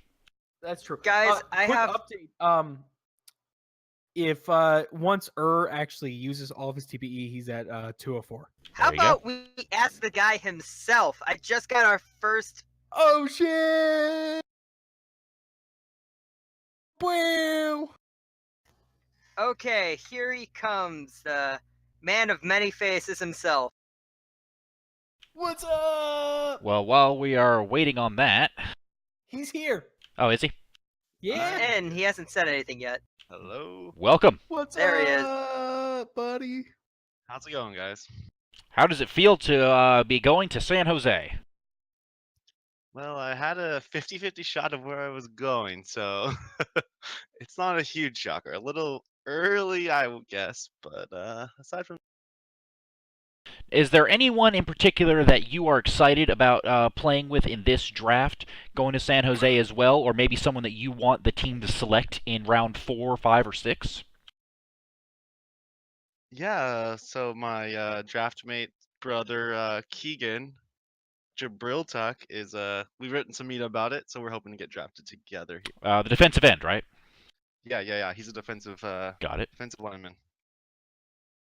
San Jose did already select one though, so that might be an issue going forward. We'll see. You can never have too many defensive linemen, ever. You can never Never. have too many defensive linemen. It's like having too many left tackles from Wisconsin. You just can't do it. So, do me a favor. Can you predict pick number 18? Who's going to go? Oh man, let me look. Don't take too long. We're already behind. Put me on the spot. Go 18. I'll pick 19. 10-4. Let's see who we got at 18. So here's a name we haven't been talking about too much. The safety out of Kansas City, Jeff Jefferson IV. User, what is the internet? I think a slightly well-known player in the PBE. So pretty decent TPE, but it did pretty well in the DSFL. Could be an interesting pick here. You know, when you get to round 3 and 4, some of these guys are project picks. We may not know a ton about them, but you find a lot of value in these rounds, and if you can get a guy who's earning 120, 150 TP a season, that's a steal at this point. So if Yellowknife gets that out of this guy, safety is a great position for that. You can put him anywhere. It's going to be a big piece for their defense in the future. You know, if you look at recent draft pick Ermerzer's big board here, he actually had him as a late second rounder. So he's sitting right about where he should be. Earning, he's at 139, but he's earning almost 3 TP per day, which doesn't mean a ton, but he's a late create, and he's made a lot of progress on his defensive back here. So. Now, keep in mind when you start looking at that TPE per day stuff, late creates actually will have a higher number than earlier creates because they've had more off season as a percentage of their career so far. In the off season, you get that's when you're buying your equipment, that's when you're getting Ultimus Week and all that. Right, but the difference is, if you look at him compared to, like, he's right up there in terms of TPE per day with guys who created in September. Early, like. You mean at last season's trade deadline? Yes, yeah. right before the trade deadline, he's keeping up. Actually, excuse me, he's gotten, obviously the TPE per day will be significantly higher, but the dude's doing okay for someone who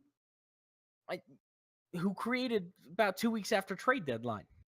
Fair. Could he be doing better? Absolutely. Could he be doing worse? Absolutely. Could be better. Could be worse. Great insight from Sweetwater. What do you think? Okay. Listen. Obviously, I'm not going to give the best insight. I know. We got to move on. We got to move on. Pick number 19. Have you had enough time? Who's Arizona picking? I don't know. I think there's a lot of good players here that could change positions. I really like Tommy Salami here. If Arizona would grab him, I think he's a pretty solid pick. I know him from other leagues. Everyone could use some defensive line help, but it might be a little early if they're going by TPE. He is a little lower, but he has shown some decent activity, and okay earning rate. And defensive line is one of those things where you don't need a top tier earner. It helps. Anything is good when comes to earnings, but you don't need it. So that could be an option. There's some other defensive linemen out there as well. I think Kalalamuku, Wasti's defensive lineman, is still out there as well. Cole Walker is out there. I think he's a really good option, also at defensive end. And I gotta wonder, is anyone gonna take Axel Danielson? John Gott could be a pick here, I think. John Gott could be a pick. I think that's a very good pick as well at linebacker. So let's see what they go with here.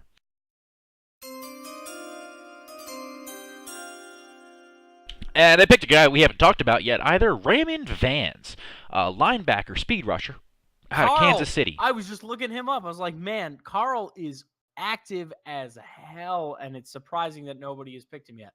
Yeah, super that's late a create, great pick.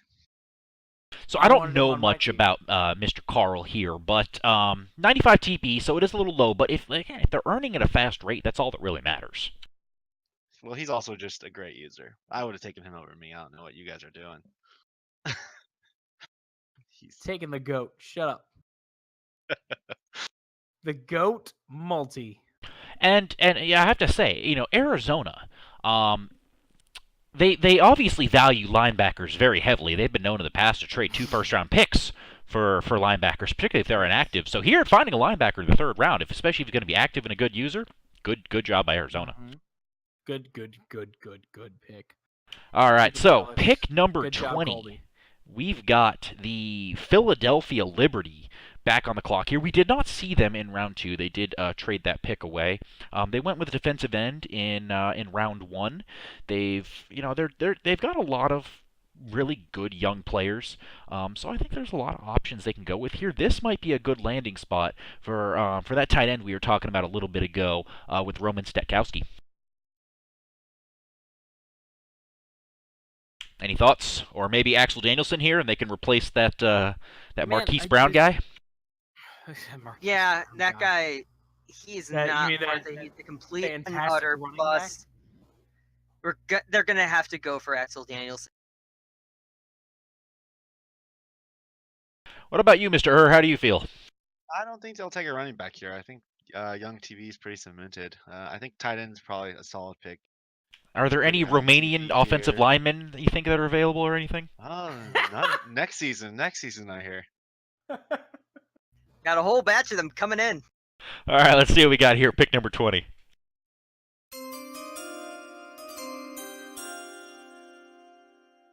And Keika Kalalamoku. I'm going to call him Ikea. The defensive end for San Antonio Marshals. This is Wasti's user. I think people know him from some other leagues. Who had some really good stats, especially in terms of stopping the run last season in San Antonio. haven't interacted a ton with the user, even though he was on my team in the DSFL. But everything I did, he was a very good guy. So I think it's a good pick for Philadelphia. Yeah, he's. I'm gonna just try to pronounce his name.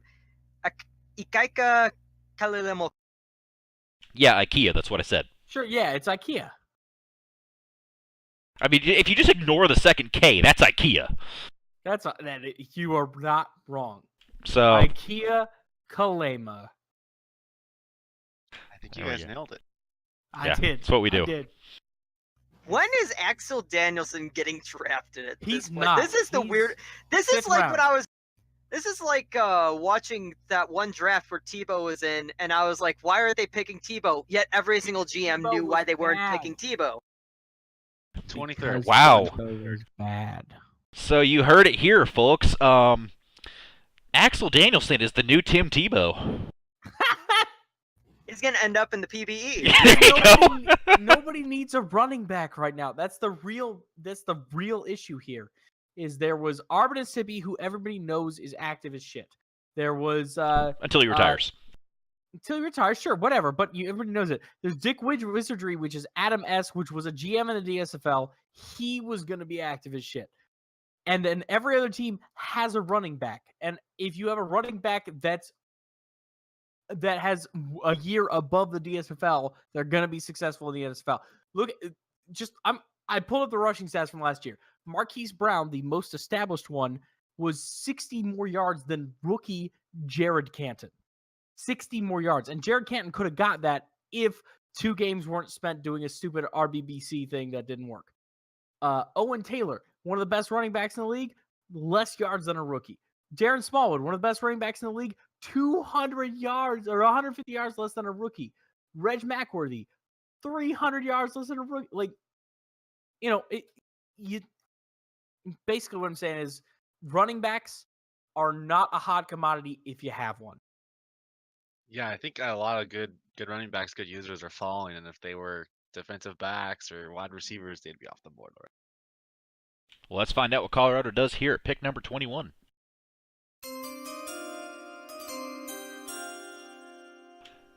And they go with a quarterback, Luke Boekler.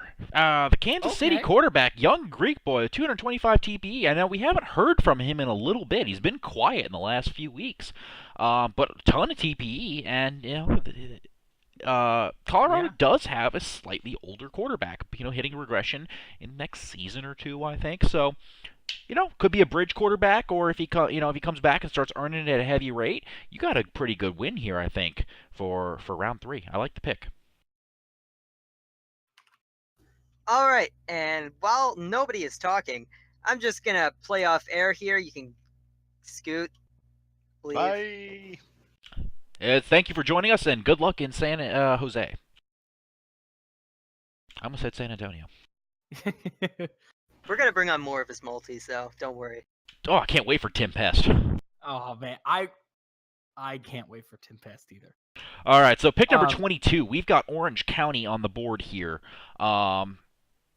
And, they've already gone with a linebacker and a wide receiver. It is a team that does need some more defensive help. They're pretty good on offense right now. They've got kind of a fullback that they use as a running back and a tight end and a fullback, and they've got a running back that they use as a wide receiver and a running back. So, and they've got plenty of wide receivers. So I think they're good on offense. I'd expect defense here.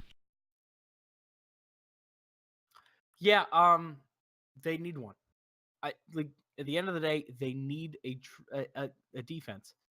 I said it at the very beginning. Defense wins championship. They had one of the better rushing defense, the top half rushing defense in the league. Their defense actually was number 2 in the league against points, but they had one of the worst passing defenses in the league. Now, looking at it, they haven't really addressed that yet. So I feel like they need a secondary player here to take care of that a little bit. Or, I don't know, maybe they have some young secondary players that are moving up, but something has to be done about that secondary because teams are going to realize real quick they can throw against them. And that's how they're going to start winning. It's going to be an arms race of who can throw against which team faster. And the team with the better defense is going to win. Well, let's find out because we've actually got the pick in now. All right.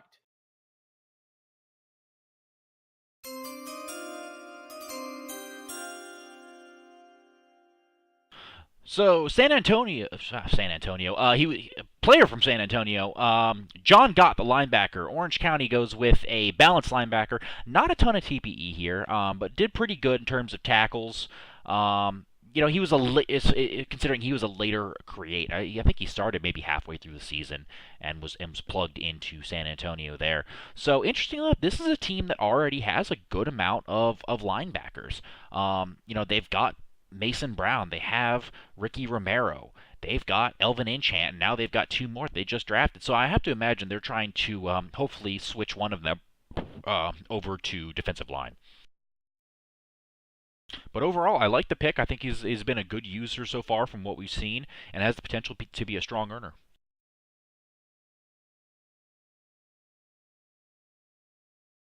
And we've got Baltimore up next. So Baltimore, we saw, this is their fourth pick in the first 3 rounds.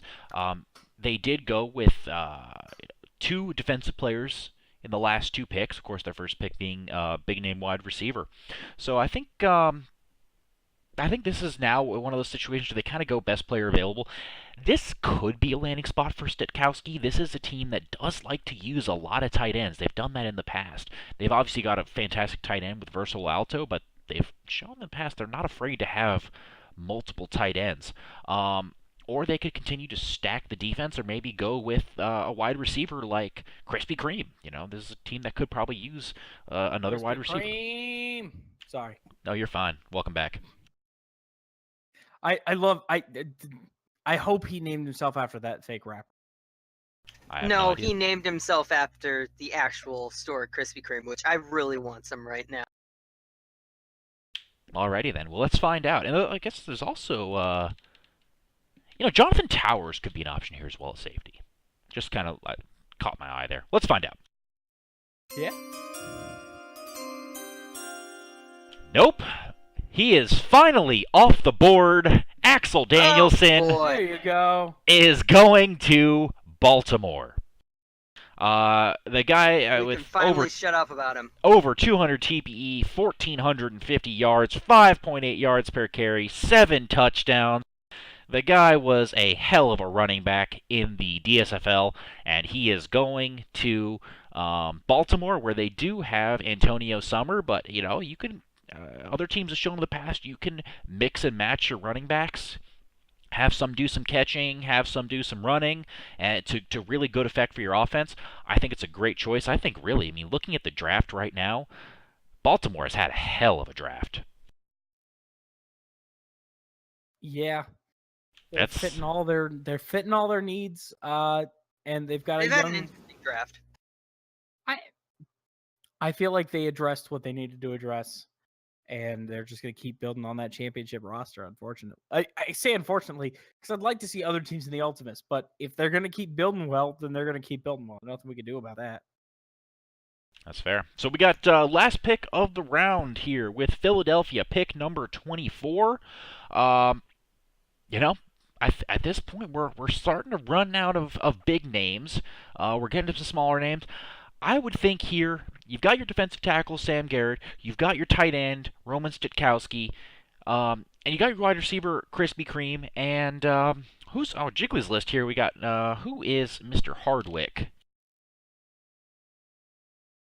Was that our safety? No, I was thinking Jonathan Towers. Oh, Hardwick. Oh, the wide receiver. That was Raylems, who was previously known as Jonathan King. A lot of good choices here. Good value picks if you can get some good active guys. But let's find out because we've got our pick.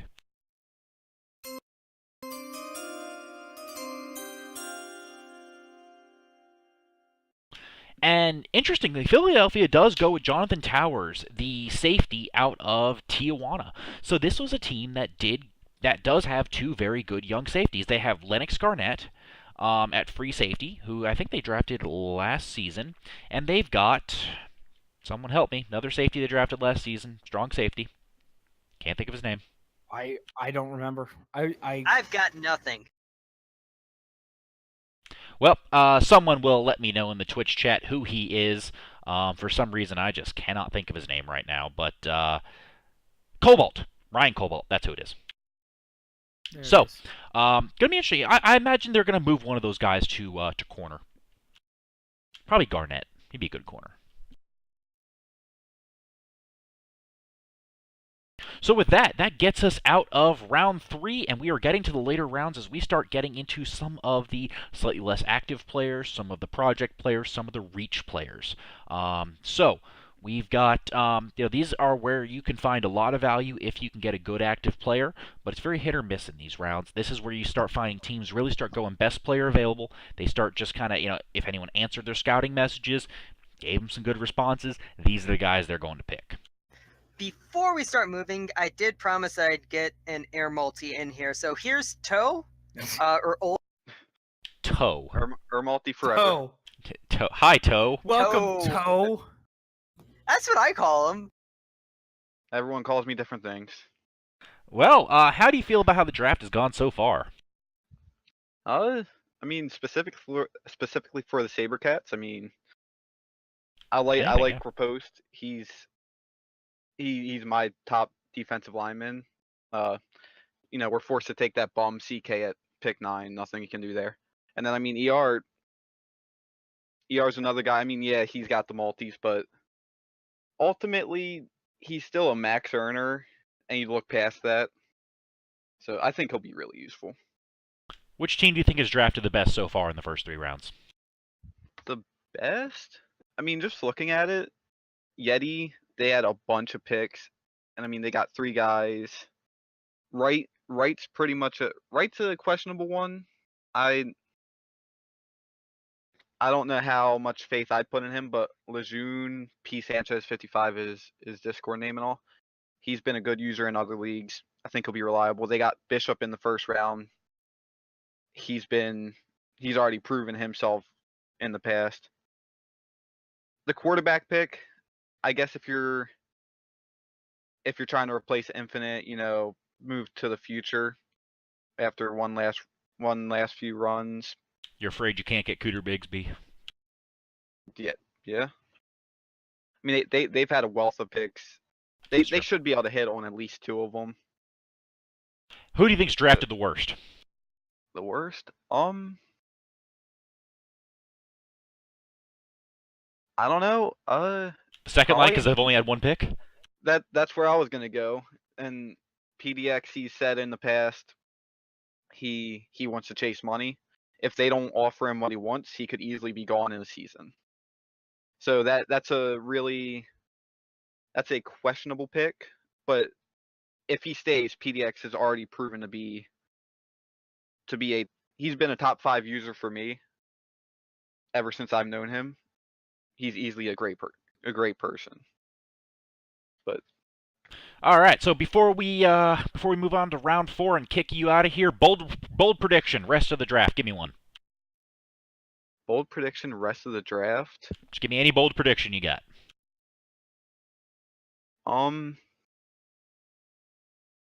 You'll have the best player in the draft this season will come from round 5. Okay, I like it. Any hints, or just that you're leaving us with the mystery? I mean, if I narrow it down to one person, I have 8 picks. If I just leave it at that, I have one pick if I narrow it down. So gotta leave some mystery. I'll take the mystery. I like it. Well, thank you for joining us. You're gonna have to go now. All right. All right. So round 4, and this is where we start moving quick because we are running out of time. So we've got the Sabercats here on the clock with pick number 25, and San Jose goes with a kicker, Neo Donaldson, out of Tijuana. Power kicker, user Mac, pretty decent TP, 123. Now, this is a team that in the past has spent a first-round pick on a kicker. So, obviously, they've learned a little bit from that and realized you can get pretty decent kickers later on. And I think it's a pretty good choice. You don't want a super active player at kicker, but you want something there. So, I think it's a good pick, and from what I've heard, he's a great locker room guy. I don't like this pick. I love this pick. He should have been taken first round. No, don't take a kicker first round. San Jose has learned from that mistake in the past. All right, so pick number 26. We've got the Wraiths on here now. Wraiths famously having taken running back and a safety so far. Team that does need to, they don't have a lot of wide receiver talent. I think you got to get a wide receiver. They've been hurting at that position for a while. You got to stop letting it fall away from you and get something. This would be a good spot, I think, for someone like Krispy Kreme or Sam Hardwick or our tight end that we've been talking about, Roman Sitkowski. So let's see what they do.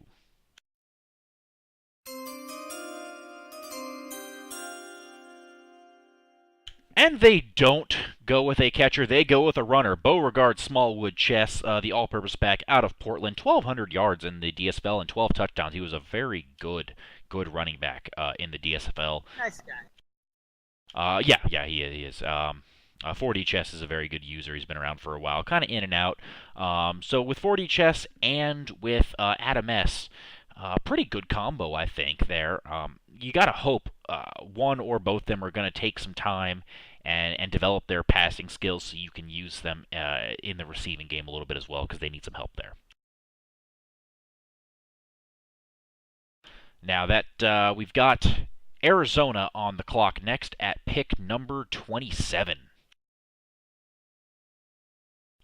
I got to say, I don't really quite know where they're going to go with this one. I think Arizona's a very well-rounded team.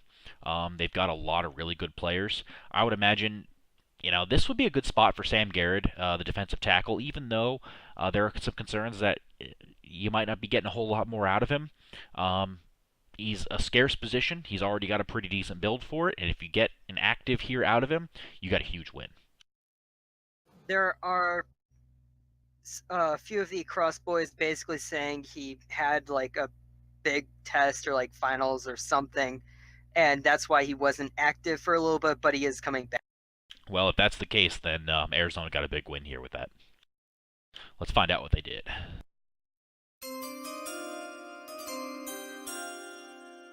They actually go with Roman Sitkowski, the blocking tight end, Schrodog's player. We've mentioned him plenty of times. Looks like a really good pick here. While the archetype blocking, it depends on whether or not they decide to really pursue a strong run game. But they can still catch some balls too. Good TPE. If you can get some good activity out of him, I think it's going to be a very good pick here. And it looks like their quarterback is pretty happy about the choice as well. Probably tired of seeing Fresh Booter dropping balls left and right. So happy to have a true tight end in there. Any thoughts on pick number 28 for Baltimore? Get on with it. Yeah, honestly, get on with it at this All point. right, Baltimore, pick number 28.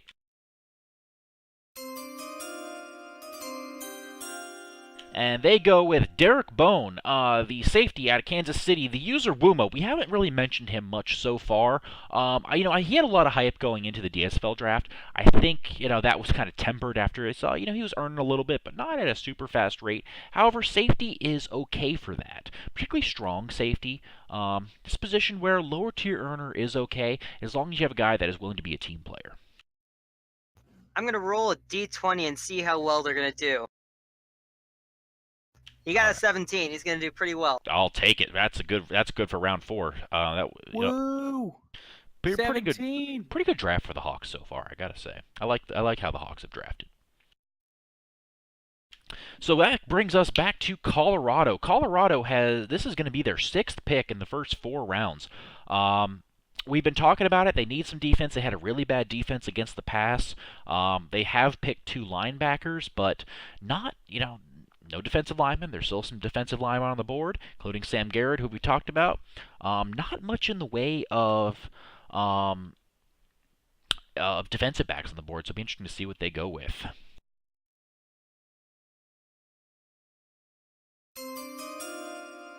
Yeah, they need some secondary here. Well, they actually go with Sam Garrett, the defensive tackle out of Tijuana. Okay. I guess they're thinking if we can get to the quarterback fast, our DBs don't have to defend as long. Things aren't looking as good for him. He rolled a 10. A defensive tackle in round 4, I will take an average player all day. 198 TPE. And Yeah. he is supposed to be coming back at some point. I think that's why he fell. He had a ton of TPE, but he hadn't logged on in a couple of weeks. So people just thought he was done. I don't think he was answering scouting messages, things like that. Now, the rest of the Saskatooners are telling us that he is coming back. So, if that's the case, Colorado just hit it out the park with that one. Saskatoony? Saskatooners. Saskatoony. Sure. Orange County up next with pick number 30. A lot of ways they can go here. I think Fast Boyja could be an opportunity for them, with running back or maybe another wide receiver. I expect they'll probably go with some defense here.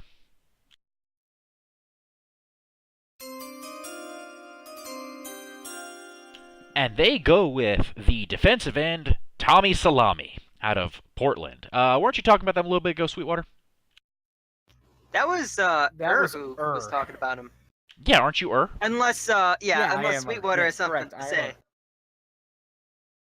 Okay, well, was talking about him, so that means, he's going to be good. He might be from Thailand or Romania or something, or might be a 6-year-old guy with cancer, but... I don't know. I'm pretty sure that I rolled a 5 on this guy.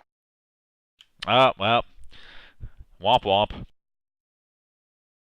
Oh, well, I guess he's doomed to suck in the league now. Yeah, that'll happen. All right, pick number 31, Philadelphia back on the board. You gotta wonder, are they ever going to fix their problem at running back?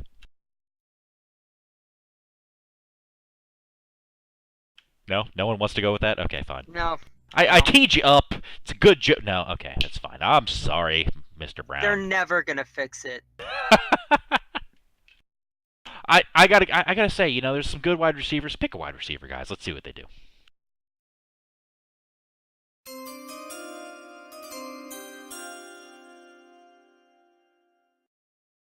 And they pick a wide receiver, Sam Hardwick, Portland Pythons, a speed receiver, Rallums123, previously the user, Jonathan King. I love this guy. I thought he was a great user in Orange County. Wasn't always a huge earner, but was reliable, was loyal. And if you can get that out of him... He was a good guy. He played for the Blues. He was one of the few active Blues players, but he did just critically fail. He rolled a... I don't think that has any impact on this at all. Rollins was solid. He's come back. They kind of needed a wide receiver. They got someone they can bring up. Exactly. And I can tell you he is a team player, so if you need a wide receiver 2 that isn't always looking to be the number one, 1,500-yard guy on the team, he's perfect for it. Yep. So I like the pick, especially here in round 4. I think they did a very good job. And we actually have a trade with this pick. Arizona is trading away their number 34 pick to trade down one pick and... one spot. They're swapping... They traded up one pick and traded down but one they get pick. Buda Browning. Or they're getting rid of Buda Browning. They're taking the cap hit for Buda Browning. Yeah, they're moving down a spot in round 5 and up a spot in round 6. But we're in round get rid of 4. Buda Browning. But the trade happened now. The trade happened now. And there you go. Okay, now we get some sense. So, Yellowknife swaps that round 4 pick number 32 to New Orleans for pick 35, and New Orleans... Oh, they're getting... Okay, I think, picks are moving. They're just taking the cap hit for... Picks are not the moving. actual I'm drunk. Okay. It's fine. Stuff is I'm happening. the only sober person here, Yes, you are. and I'm naked. All right, pick number 32. I don't even need know. to I don't even know know who that has part. pick number 32. I think it's Yellowknife. I don't know. Yeah, please move on to the next pick. Right on. So with pick number 32, I don't know whose pick it was or what they paid to get it, but they got it, and they go with Pecker Cox. Pecker Cox. We have Dick Wizardry and Pecker Cox. God damn it. Duckburg, I know the guy a little bit. He hasn't been around the He's site. from EFL. Yeah, he hasn't been around the site a ton. Kind of popped in, earned a little TPE, popped out. If you can get him active, that's going to be a good pick. It's a defensive tackle. I like the archetype. Not a lot of TPE, so if it doesn't work out, it's really not going to work out. But Sometimes you Dude got to. rolled a 15. Life is like a hurricane here in Duckburg. Quack, quack. We're in round 5.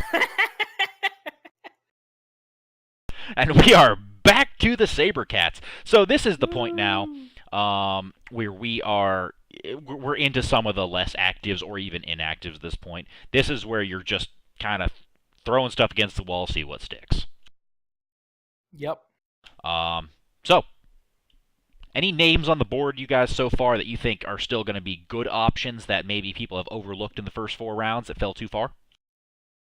I'm still waiting for Axel Danielson to get drafted. There's a couple of active guys. I'm looking at Ur's big draft board here, and there's a couple of active guys who could probably still be picked up and do all right, depending on what's going on. I like Fast Boy Joe. I think if San Jose takes a player here, I think they go Keegan. I think he's one of those guys who will show up for a few years and disappear, but while you got him, you got a solid player. That's true. And it's defensive end, if you can just get 400 TP, you're golden at that spot. I like Fast Boy Joe at running back.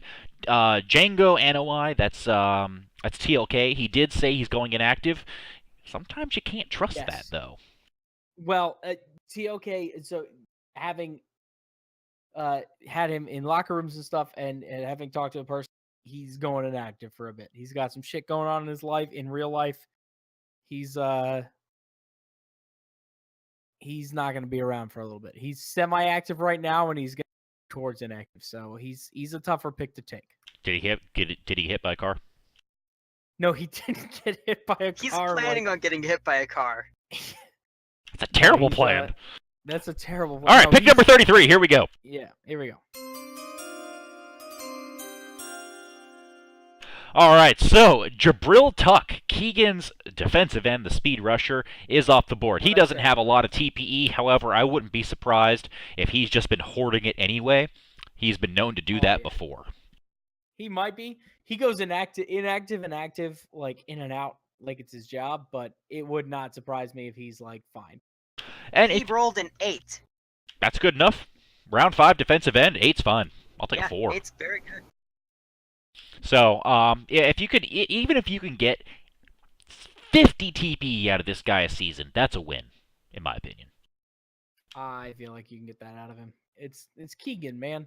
Like you'll get 50 TPE out of a season, but he's gonna disappear in 4 seasons.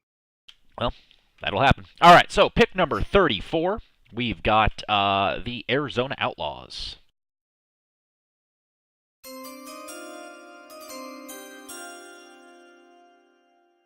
And here we have, I like this pick a lot, actually, Cole Walker, defensive end for San Antonio Marshals. He kind of dropped off near the end of the season. Haven't seen him around a whole lot. I know personally, I talk to this guy a lot in the San Antonio Marshals locker room because he is a Saints fan. Everyone knows the Saints are the greatest. So, good player, good build. If you can get him active, get a little bit of TP. You don't need a ton. I think it's going to be a big win for Arizona. I think it's a great pick. You did say that he dropped off a bit. I did roll a 4. Hey, a 4 in round 5 at defensive end, that's a win for me. Or in this case, a win for Arizona. Yeah, 92 TPE. He did great in stopping the run, 9 tackles for a loss, 4 sacks, was very versatile, was able to swap around defensive end, defensive tackle, good team player. So I like the choice. I think it's a steal for round 5. And then we've got... wow, we haven't seen the second line in a long time. This is the first time we've seen them since round 1. They're back. Wow. Do they take a wide receiver? I think they could use a wide receiver here. I'm impressed that they gave away that many picks in this one. This is like being one of the deepest drafts. You'd think you'd want as many picks as you can get in this. Yeah, I would think that this is definitely one of the deepest drafts we've seen in a long time. And, sometimes you don't intend for it to happen that way. You start trading a couple seasons ago, and then all of a sudden the draft blows up, and you're going, oh, what did we do? Let's see what they did.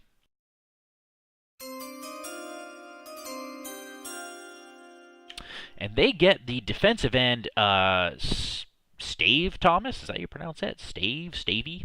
From Kansas City, Slim Thugga, 81 TPE, pretty good. Didn't do a ton. I guess he was a later create, so probably didn't play a whole lot. But 7 tackles for a loss is pretty good. Hey, Excuse me, I apologize. he rolled a 12. Thank you, Jiggly. He almost rolled a 2, but it was on an edge. You know, I don't even think this guy's on... Oh, there he is. He wasn't on my draft sheet there. Hey, if you get an active out of that, that's pretty good, so I like it. Yeah. I mean, he doesn't seem like the kind of player that's, like, sticks around, you know? Like, after being in this league for a while, you get to notice, like, specific things that a player does when they sign up and how they're going to stick around, and he doesn't seem like a guy that's going to stick around. Well, sorry, second line. You heard it from Jiggly. He's a bust. Yep. All right, here we go. Pick number 36 for Philadelphia.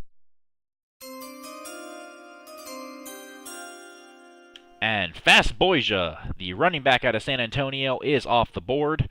Going to Philadelphia, I gotta say I like the pick. You know, while they do have Marquise Brown, who is their bell cow running back, and I've been giving him shit the whole draft, but yeah, it's just for fun. You know, Boyja did play RB2 behind Arbanisipi. He's definitely got that team player mentality. Did not really seem to be worried too much about his own personal stats. Just wanted to win. Just wanted to, you know, kind of participate in the locker room. So I think it's a very good pick for here in round 5. I think this replaces that trash running back that is Brown. I was about to say, he rolled a 19. He is absolutely going to take Brown's place. And also, Yep. he's a SHL guy. He's the sort of guy that, yes, we've seen a lot of SHL people come here and then not do anything, but I think that he is going to be one of those people that actually sticks around. Yeah, I like the pick. I think it's a very good value pick for here in round 5. I don't know if he stays with Philadelphia or he ends up you know, getting traded to a different team or something. Just depends on how much they want to use players, do a committee, anything like that. Committee would probably be hard in Philadelphia, would be my guess. All right, we've got Colorado here, pick number 37. Let's see what we have.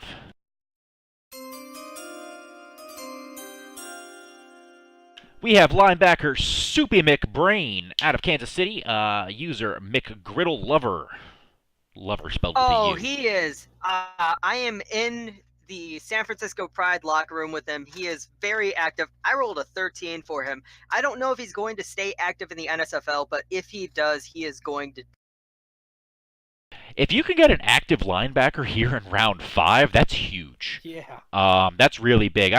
My guess is he probably wasn't very active, which is why he fell this far. Otherwise, there's no way that would happen. If Colorado can get, you know, even a little bit of activity out of him, that's a big win for them. And that would be. I'd have loved to have had him at Orange County, but whatever. I'm sorry, you're not happy with Thorian Skarsgård and John Gott? Is that what you're saying? The other I'm two not. linebackers? Wanted McGriddle. Well, life's a bitch. Let's see what Orange County does do here with pick number 38.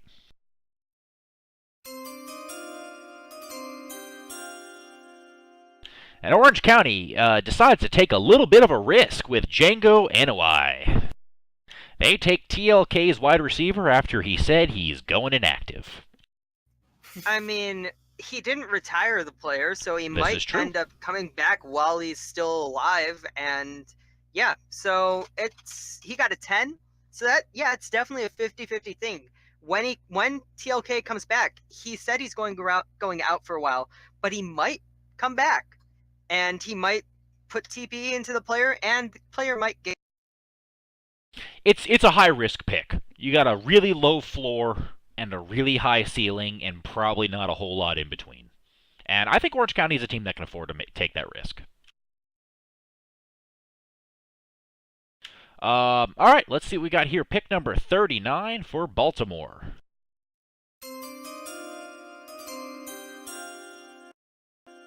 So Thomas Clark, the defensive tackle from Tijuana. Now, this guy did fall off a little bit between the DSFL draft and now. He went fairly high in the DSFL draft. Coach O.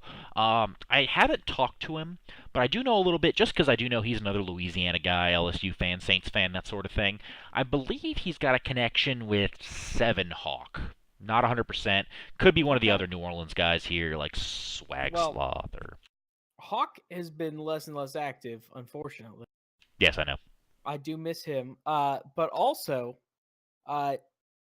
it looks like, according to, now this doesn't mean anything for sure, it's not an official thing, but according to Ur's chart, which I'm using Ur's chart because Jiggly just went by pure TPE. Went by... Hey, I did some things. I didn't say you didn't do anything. Went by TPE per day and was tracking some other stuff. It does look like he's relatively inactive right now. A Yes. 90 TPE DL, if he comes back, maybe you got a shot. If It's he's got a huge. connection with Hawk, that's a big deal. But, we'll see. Even if he doesn't come back, you got a depth player. It's round 5. Oh, Yep. he rolled a 13. Well, he's going to be a winner. He's going to earn that TPE while he's gone. All right, so here's what we've got up next. Last pick of round 5. We are back to New Orleans. They decided to get rid of their round 2 and 3 and 4 picks in exchange for a couple of round 5s. Bold strategy. I don't know. They've gone with 2 defensive players. Again, I still think you need to take a shot on a wide receiver or a pass catcher. They just lost Law here. They did get Fajodovic. They also need a running back. They do. Well, I think it might be a little late for that. It is definitely... Unless they want a little James Wade.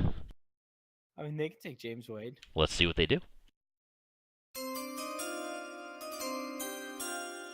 No, they actually end up going with Devin Baxter, the wide receiver from San Antonio Marshals, user NCIS Agent 1. This is actually a friend of Casey Colby. Kind of like a multi, but harder, is I think how Colby described this one to me. Really? Pretty decent TPE, was very quiet, wasn't on Discord, but if you can get the guy to earn a little bit, that's pretty good, especially if you got a chance of maybe turning him into a wide receiver 3. It's sometimes finding a wide receiver 3 is harder than a wide receiver 1, because you need a guy who's willing to accept that, hey, you're going to just be average every season. Okay.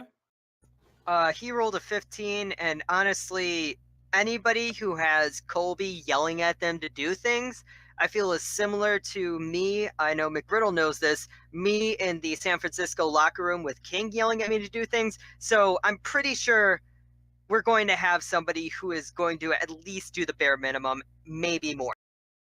Hey, at the least. You can get that in round 5, and you get a guy that's going to, kind of accept his role and not really be upset because of volume or stats. That's great in round 5. Hey. So I think we've only got, this is the last round. I think there's a handful of picks that go into a round 7, but not much. So we're definitely, at this point, we're deep into the inactives. So we're going to start rolling through them. Pick number 41. There are a couple active left. We'll see if somebody can grab one. I'm rolling to see if they become active. Ronnie That's Williams, how it works. Tijuana Luchadores, the vertical threat tight end, King Ronald, 78 TPE, not too bad. I don't know if he's been around in a while, but they've already got a couple of tight ends. But again, you're just kind of hoping for an active at this point. Oh yeah. Yeah, Ronnie Williams is listed as semi-active. Well, there you go. I don't think I've seen anything from him for a while. Also, he rolled a 9. Oh, no, that didn't pass the I check. guess that means we're screwed. That didn't pass the check. All right, Arizona, pick number 42. Let's see what they've got.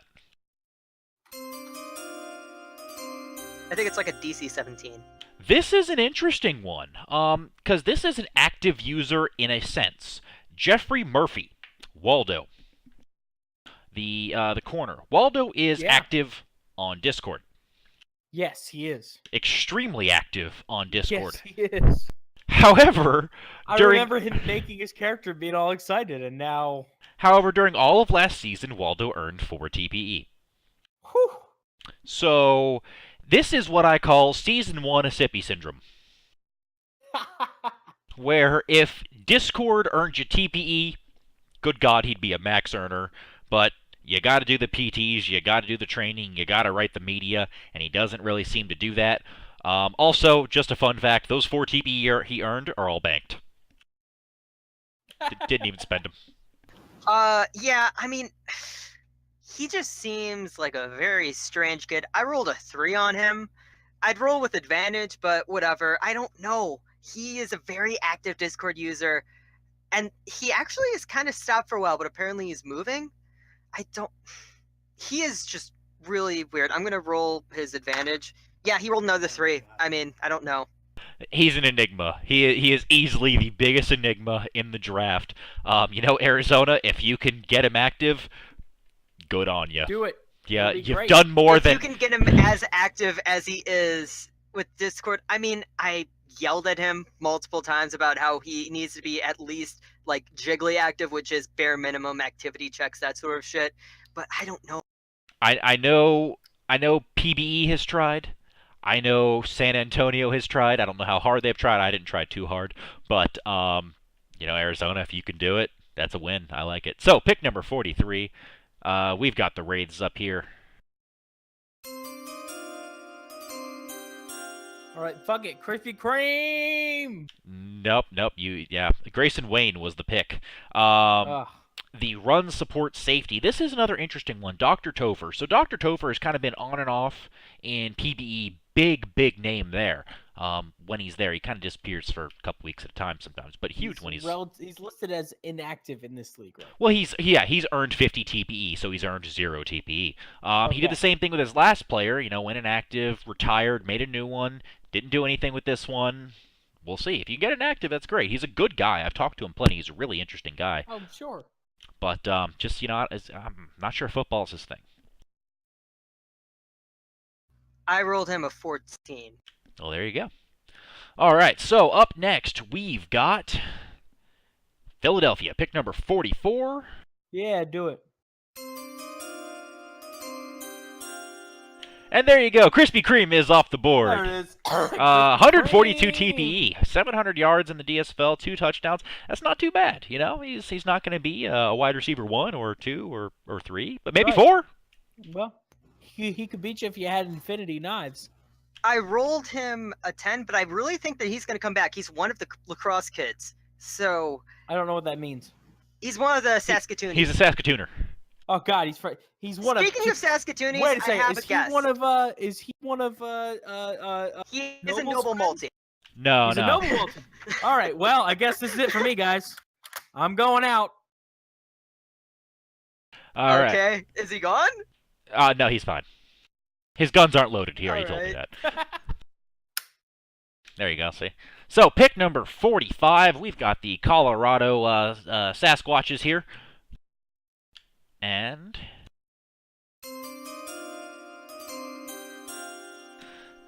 I'm surprised a defensive lineman still on the board. Joey Sachs, the balanced DE with 81 TPE. Not too bad. From Tijuana, had 11 tackles for loss, 2 sacks last season. Again, don't know if anyone's heard from him in a while, but if you get an active defensive lineman here in round 6, that's pretty good. Yeah, if he's active. I don't think he is. then I rolled him a deal with 5. that. Thank you, Jiggly. Thank you. You're doing God's Thank you. work. You are. Pick number 46, back to Orange County, who has picked, a couple wide receivers, couple linebackers, and defensive end. Let's see what they do here at pick number 46.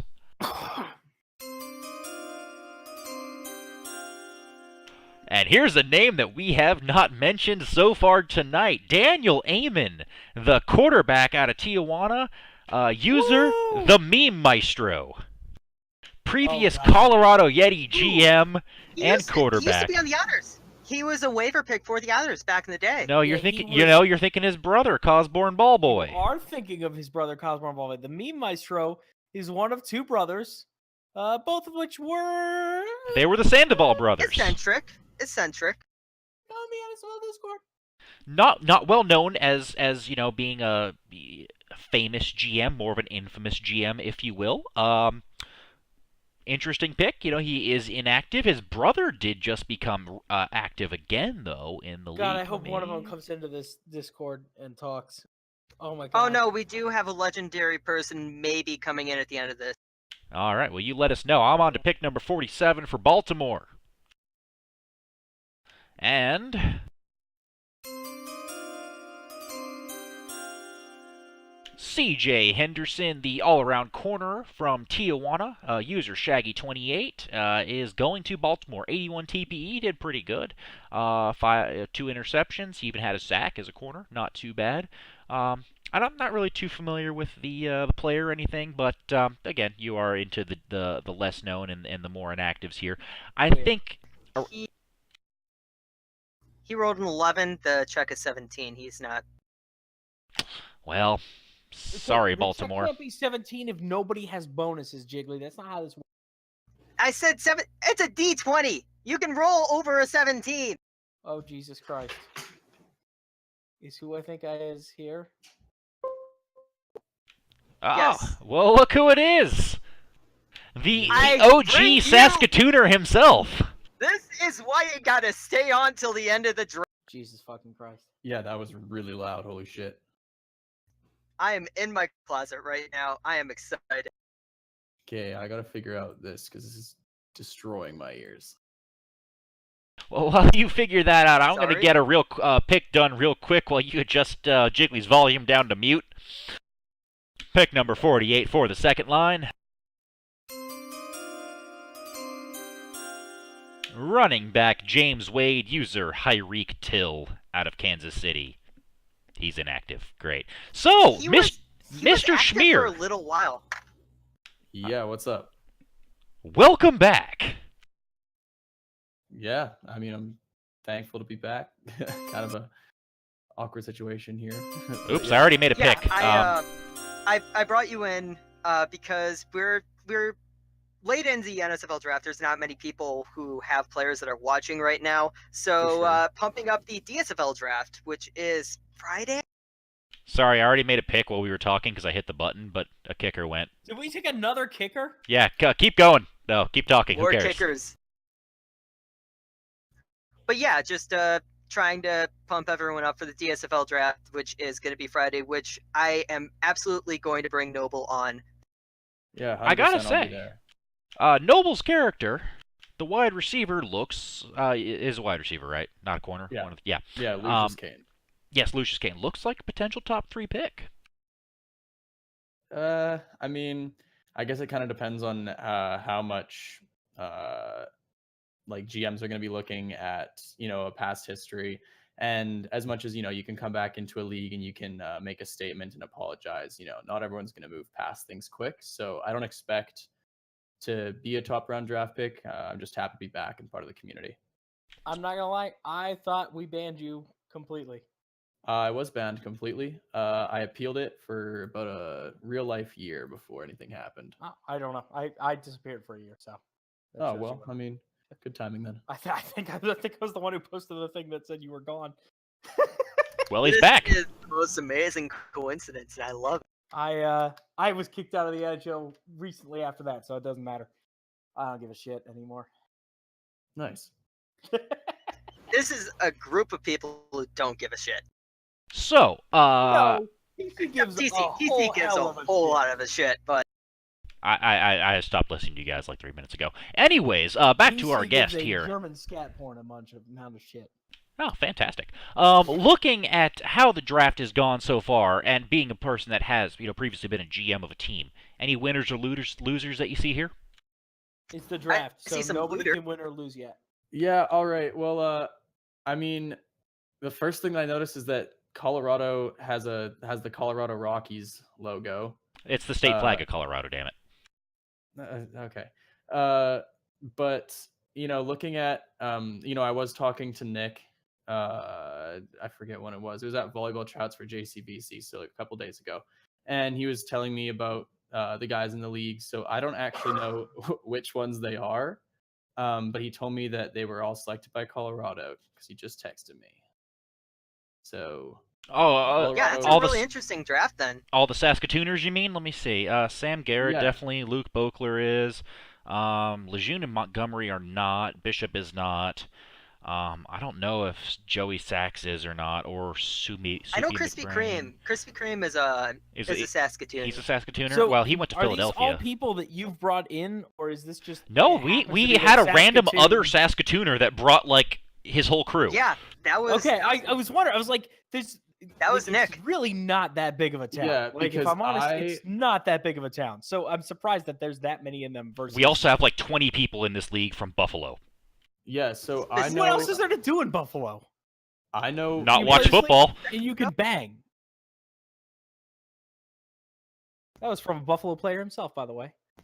Did So- both of us say weird sex stuff? Probably. Anyway, keep going, Cool. Noble. Yeah, sorry. So of the guys that are in the league now, I know Nick, Antonio Summer, and I know Tinkler, and I don't remember his player's name. Me either. But yeah, I know both of them, and then I've met Luke Beckler, like him in real life is, him. But yeah, I know those three. I don't know the other ones. All right, fantastic. So before we wrap up the draft here, any closing thoughts for us on what's going to happen in the DSFL draft in the next couple of days?